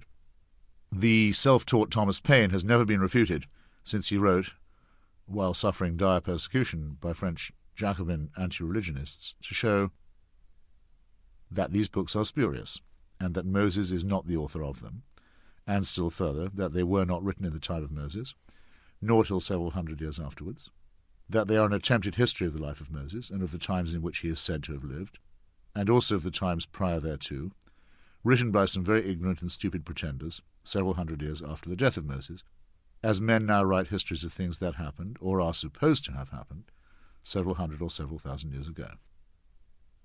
In the first place, the middle books of the Pentateuch, Exodus, Leviticus, and Numbers, Genesis contains no mention of him, allude to Moses in the third person, as in "the Lord spake unto Moses." It could be argued that he preferred to speak of himself in the third person, though this habit is now well associated with megalomania. But this would make laughable such citations as Numbers 12:3, in which we read, "Now the man Moses was very meek above all the men which were on the face of the earth." Apart from the absurdity of claiming to be meek in such a way as to assert superiority and meekness over all others, we have to remember the commandingly authoritarian and bloody manner in which Moses is described in almost every other chapter as having behaved. This gives us a choice between raving solipsism and the falsest of modesty. But perhaps Moses himself can be acquitted on these two charges, since he could hardly have managed the contortions of Deuteronomy. In this book, there is an introduction of the subject, then an introduction of Moses himself in mid-speech, then a resumption of narrative by whoever is writing, then another speech by Moses, and then an account of the death, burial, and magnificence of Moses himself. It is to be presumed that the account of the funeral was not written by the man whose funeral it was, though this problem does not seem to have occurred to whoever fabricated the text. That whoever wrote the account was writing many years later seems to be very clear. We are told that Moses reached the age of 110 with his eye not dim, nor his natural force abated, and then ascended to the summit of Mount Nebo, from which he could obtain a clear view of the Promised Land that he would never actually enter. The prophet, his natural force all of a sudden abated, then dies in the land of Moab and is interred there. No one knows, says the author, unto this day, where the sepulchre of Moses lies. It is added that there has since been no comparable prophet in Israel. These two expressions have no effect if they do not denote the passage of a considerable time. We are then expected to believe that an unspecified he buried Moses. If this was Moses himself in the third person again, it seems distinctly implausible, and if it was God himself who performed the obsequy, then there is no way for the writer of Deuteronomy to have known it. Indeed, the author seems very unclear about all the details of this event, as would be expected if he was reconstructing something half forgotten. The same is self-evidently true of innumerable other anachronisms, where Moses speaks of events, the consumption of manna in Canaan, the capture of the huge bedstead of the giant Og, king of Bashan, which may never have occurred at all, but which are not even claimed to have occurred until well after his death. The strong likelihood that this interpretation is the correct one is reinforced in Deuteronomy's 4th and 5th chapters, where Moses assembles his followers and gives them the Lord's commandments all over again. This is not such a surprise. The Pentateuch contains two discrepant accounts of the creation, two different genealogies of the seed of Adam, and two narratives of the flood. One of these chapters has Moses talking about himself at great length, and the other has him in reported speech. In the 4th chapter, the commandment against making graven images is extended to prohibiting any similitude or likeness of any figure, whether human or animal, for any purpose. In the 5th chapter, the contents of the two stone tablets are repeated, roughly in the same form as in Exodus, but with a significant difference. This time the writer forgets that the Sabbath day is holy because God made heaven and earth in 6 days and then rested on the 7th. Suddenly the Sabbath is holy because God brought his people out of the land of Egypt. Then we must come to those things which probably did not happen and which we must be glad did not. In Deuteronomy, Moses gives orders for parents to have their children stoned to death for indiscipline, which seems to violate at least one of the commandments, and continually makes demented pronouncements. He that is wounded in the stones, or hath his privy member cut off, shall not enter into the congregation of the Lord. In Numbers, he addresses his generals after a battle, and rages at them for sparing so many civilians. Now therefore kill every male among the little ones, and kill every woman that hath known a man by lying with him. But all the women children that hath not known a man by lying with him, keep alive for yourselves.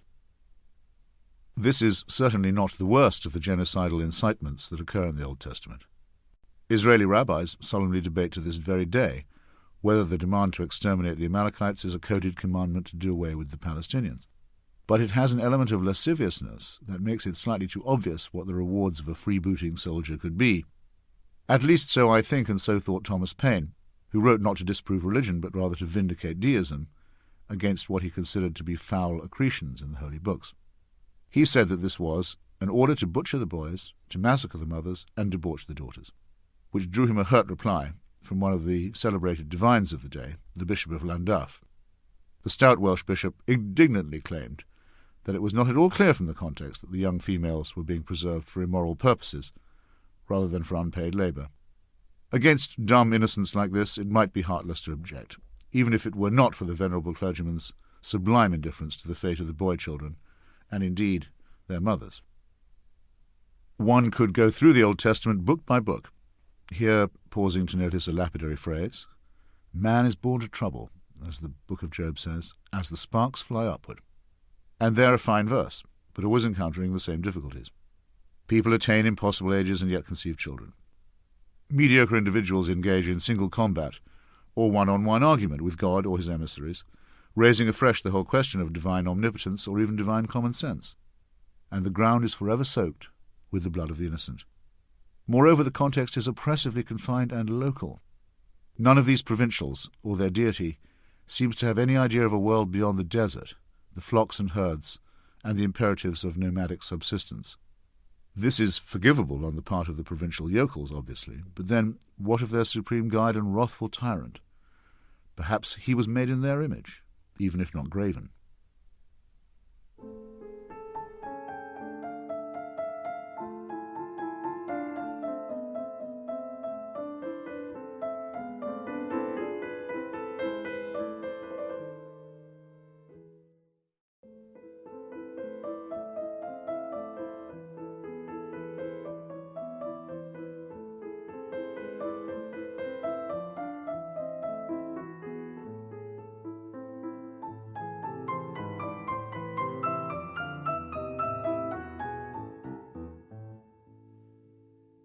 Chapter 8. The New Testament exceeds the evil of the Old one. The work of rereading the Old Testament is sometimes tiring but always necessary, because as one proceeds there begin to occur some sinister premonitions. Abraham, another ancestor of all monotheism, is ready to make a human sacrifice of his own firstborn, and a rumour comes that a virgin shall conceive and bear a son. Gradually these two myths begin to converge. It's needful to bear this in mind when coming to the New Testament, because if you pick up any of the four Gospels and read them at random, it will not be long before you learn that such and such an action or saying attributed to Jesus was done so that an ancient prophecy should come true.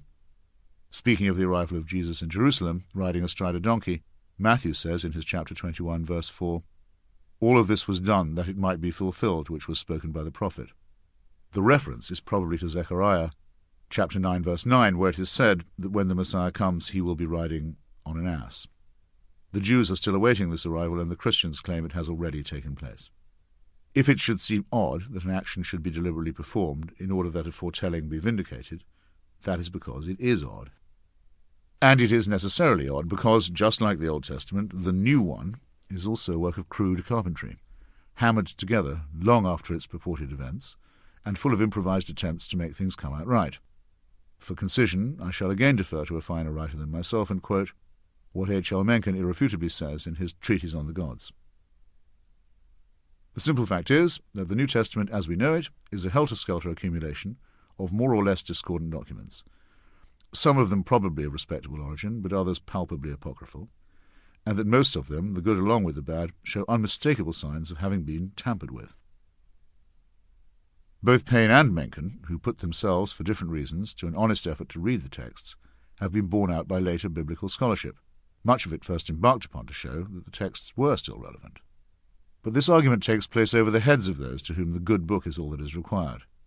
One recalls the governor of Texas, who, asked if the Bible should also be taught in Spanish, replied that if English was good enough for Jesus, then it's good enough for me. Rightly are the simple so called. In 2004, a soap opera film about the death of Jesus was produced by an Australian fascist and ham actor named Mel Gibson.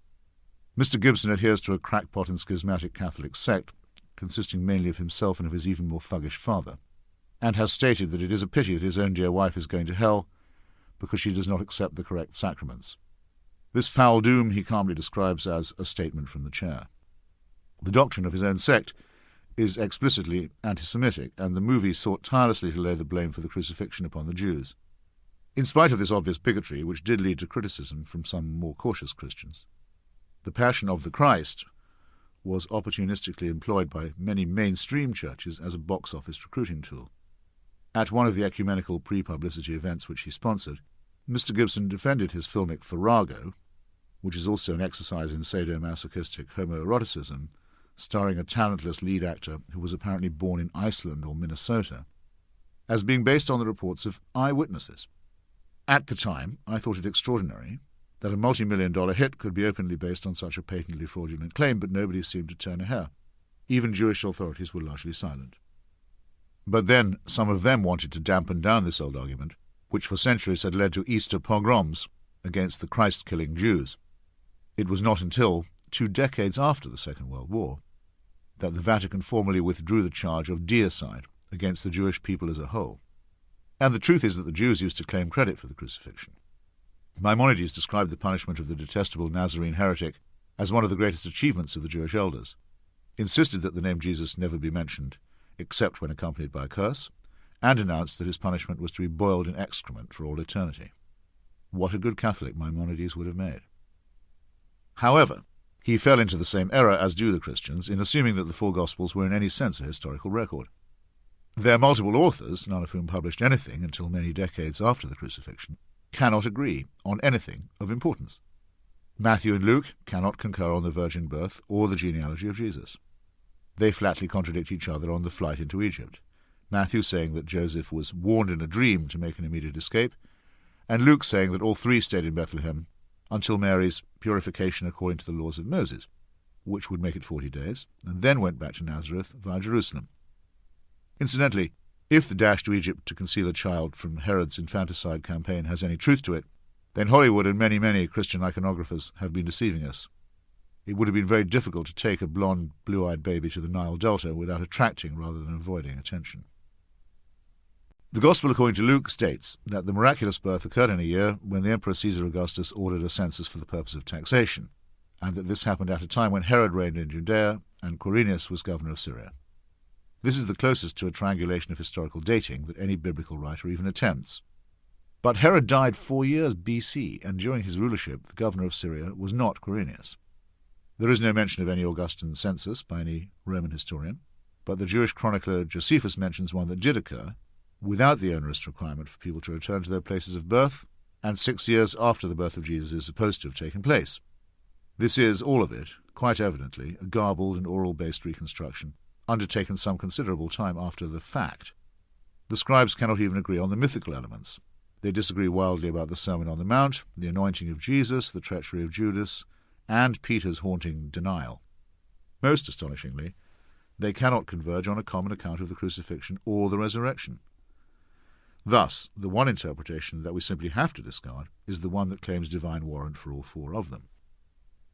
The book on which all 4 may possibly have been based, known speculatively to scholars as Q, has been lost forever, which seems distinctly careless on the part of the God who is claimed to have inspired it. 60 years ago, at Nag Hammadi in Egypt, a trove of neglected Gospels was discovered near a very ancient Coptic Christian site. These scrolls were of the same period and provenance as many of the subsequently canonical and authorized Gospels, and have long gone under the collective name of Gnostic. This was the title given them by a certain Irenaeus, an early church father who placed them under a ban as heretical. They include the Gospels, or narratives, of marginal but significant figures in the accepted New Testament, such as doubting Thomas and Mary Magdalene. They now also include the Gospel of Judas, known for centuries to have existed, but now brought to light and published by the National Geographic Society in the spring of 2006. The book is chiefly spiritualist drivel, as one might expect, but it offers a version of events that is fractionally more credible than the official account. For one thing, it maintains, as do its partner texts, that the supposed God of the Old Testament is the one to be avoided, a ghastly emanation from sick minds. This makes it easy to see why it was so firmly banned and denounced. Orthodox Christianity is nothing if it is not a vindication and completion of that evil story.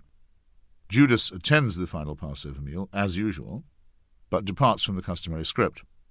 When Jesus appears to pity his other disciples for knowing so little about what is at stake, his rogue follower boldly says that he believes he knows what the difficulty is. "I know who you are and where you have come from," he tells the leader. "You are from the immortal realm of Barbelo." This Barbelo is not a god but a heavenly destination, a motherland beyond the stars. Jesus comes from this celestial realm, but is not the son of any Mosaic god. Instead, he is an avatar of Seth, the third and little-known son of Adam.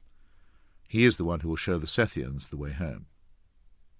recognizing that Judas is at least a minor adept of this cult, Jesus takes him to one side and awards him the special mission of helping him shed his fleshly form and thus return heavenward. He also promises to show him the stars that will enable Judas to follow on.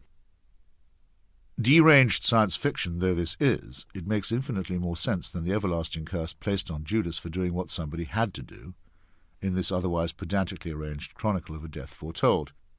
It also makes infinitely more sense than blaming the Jews for all eternity. For a long time there was incandescent debate over which of the Gospels should be regarded as divinely inspired. Some argued for these and some for others, and many a life was horribly lost on the proposition. Nobody dared say that they were all man-inscribed long after the supposed drama was over, and the Revelation of St. John seems to have squeezed into the canon because of its author's rather ordinary name. But as Jorge Luis Borges put it, had the Alexandrian Gnostics won the day, some later Dante would have drawn us a hypnotically beautiful word picture of the wonders of Barbelo. This concept I might choose to call the Borges shale, the verve and imagination needed to visualize a cross-section of evolutionary branches and bushes, with the extraordinary but real possibility that a different stem or line or tune or poem had predominated in the labyrinth. Great ceilings and steeples and hymns, he might have added, would have consecrated it, and skilled torturers would have worked for days on those who doubted the truth of Barbelo, beginning with the fingernails and working their way ingeniously toward the testicles, the vagina, the eyes, and the viscera. Non-belief in Barbelo would, correspondingly, have been an unfailing sign that one had no morals at all. The best argument I know for the highly questionable existence of Jesus is this. His illiterate living disciples left us no record and in any event could not have been Christians, since they were never to read those later books in which Christians must affirm belief, and in any case had no idea that anyone would ever found a church on their master's announcements. There is scarcely a word in any of the later assembled Gospels to suggest that Jesus wanted to be the founder of a church either. Notwithstanding all that, the jumbled Old Testament prophecies indicate that the Messiah will be born in the city of David, which seems indeed to have been Bethlehem. However, Jesus' parents were apparently from Nazareth, and if they had a child, he was most probably delivered in that town. Thus, a huge amount of fabrication concerning Augustus, Herod, and Quirinius is involved in confecting the census tale and moving the nativity scene to Bethlehem, where, by the way, no stable is ever mentioned. But why do this at all, since a much easier fabrication would have had him born in Bethlehem in the first place, without any needless to-do? The very attempts to bend and stretch the story may be inverse proof that someone of later significance was indeed born, so that in retrospect, and to fulfill the prophecies, the evidence had to be massaged to some extent. But then even my attempt to be fair and open-minded in this case is subverted by the Gospel of John, which seems to suggest that Jesus was neither born in Bethlehem nor descended from King David. If the apostles do not know or cannot agree, of what use is my analysis? In any case, if his royal lineage is something to brag and prophesy about, why the insistence elsewhere on apparently lowly birth? Almost all religions, from Buddhism to Islam, feature either a humble prophet or a prince who comes to identify with the poor. But what is this if not populism? It is hardly a surprise if religions choose to address themselves first to the majority who are poor and bewildered and uneducated. The contortions and illiteracies of the New Testament have filled up many books by eminent scholars and have never been explained by any Christian authority except in the feeblest terms of metaphor and a Christ of faith. This feebleness derives from the fact that until recently, Christians could simply burn or silence anybody who asked any inconvenient questions. The Gospels are useful, however, in re-demonstrating the same point as their predecessor volumes, which is that religion is man-made. The law was given by Moses, says St. John, but grace and truth came by Jesus Christ. St. Matthew tries for the same effect, basing everything on a verse or two from the prophet Isaiah, which told King Ahaz, almost 8 centuries before the still unfixed date of the birth of Jesus, that the Lord shall give you a sign. A virgin will conceive and bear a son. This encouraged Ahaz to believe that he would be given victory over his enemies, which in the result, even if you take his story as historical narrative, he was not. The picture is even further altered when we know that the word translated as virgin, namely Alma, means only a young woman. In any case, parthenogenesis is not possible for human mammals, and even if this law were to be relaxed in just one case, it would not prove that the resulting infant had any divine power. Thus, and as usual, religion arouses suspicion by trying to prove too much. By reverse analogy, the Sermon on the Mount replicates Moses on Mount Sinai, and the nondescript disciples stand in for the Jews who followed Moses wherever he went. And thus prophecy is fulfilled, for anyone who doesn't notice or doesn't care, that the story is being reverse-engineered, as we might now say. In a short passage of only one Gospel, seized upon by the Jew-baiting Mel Gibson, the rabbis are made to echo God on Sinai, and actually to call for the guilt in the blood of Jesus to descend upon all their subsequent generations. A demand that, even if it were to be made, lay well beyond their right or their power. But the case of the virgin birth is the easiest possible proof that humans were involved in the manufacture of a legend. Jesus makes large claims for his heavenly Father, but never mentions that his mother is or was a virgin, and is repeatedly very rude and coarse to her when she makes an appearance, as Jewish mothers will, to ask or to see how he's getting on. She herself appears to have no memory of the Archangel Gabriel's visitation, or of the swarm of angels, both telling her that she is the mother of God. In all accounts, everything that her son does comes to her as a complete surprise, if not a shock. What can he be doing talking to rabbis in the temple? What's he saying when he curtly reminds her that he's on his father's business? One might have expected a stronger maternal memory, especially from someone who had undergone the experience, alone among all women, of discovering herself pregnant without having undergone the notorious preconditions for that happy state. Luke even makes a telling slip at one point, speaking of the parents of Jesus when he refers only to Joseph and Mary, as they visit the temple for her purification, and are hailed by the old man Simeon, who pronounces his wonderful Nunc Dimittis, which, another of my old chapel favourites, may also be an intended echo of Moses, glimpsing the promised land only in extreme old age. Then there's the extraordinary matter of Mary's large brood. Matthew informs us, chapter 13, verses 55 to 57, that there were 4 brothers of Jesus and some sisters also. In the Gospel of James, which is not canonical but not disowned either, we have the account by Jesus' brother of that same name, who was evidently very active in religious circles at the same period. Arguably, Mary could have conceived as a Virgo intacta and delivered a baby, which would certainly have made her to that extent less intact. But how did she go on producing children by the man Joseph, who only exists in reported speech, and thus make the Holy Family so large that eyewitnesses kept remarking on it? In order to resolve this near unmentionable and near sexual dilemma, reverse engineering is again applied, this time much more recently, than the frantic early church councils that decided which Gospels were synoptic and which were apocryphal. It is determined that Mary herself, of whose birth there is absolutely no account in any holy book, must have had a prior immaculate conception that rendered her essentially stainless. And it is further determined that since the wage of sin is death, and she cannot possibly have sinned, she cannot have died. Hence the dogma of the Assumption, which asserts out of thin air that thin air is the medium through which she went to heaven while avoiding the grave.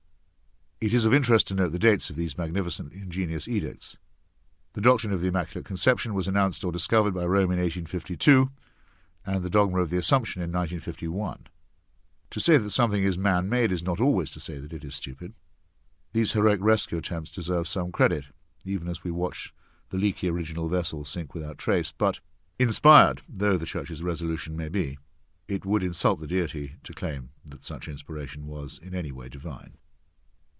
Just as the script of the Old Testament is riddled with dreams and with astrology, the sun standing still so that Joshua can complete his massacre at a site that has never been located, so the Christian Bible is full of star predictions, notably the one over Bethlehem, and witch doctors and sorcerers. Many of the sayings and deeds of Jesus are innocuous, most especially the Beatitudes, which express such fanciful wish-thinking about the meek and the peacemakers. But many are unintelligible and show a belief in magic. Several are absurd and show a primitive attitude to agriculture. This extends to all mentions of ploughing and sowing, and all allusions to mustard or fig trees. And many are on the face of it flat-out immoral.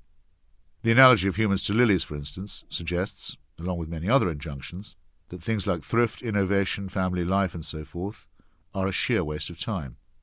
Take no thought for the morrow.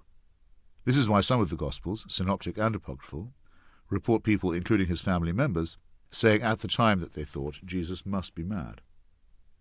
There were also those who noticed that he was often a rather rigid Jewish sectarian. In Matthew chapter 15, verses 21 to 28, we read of his contempt for a Canaanite woman, who implored his aid for an exorcism and was brusquely told that he would not waste his energy on a non-Jew. His disciples and the persistence of the woman eventually persuaded him to unbend and to cast out the non-devil. In my opinion, an idiosyncratic story like this is another oblique reason for thinking that some such personality may at some time have lived.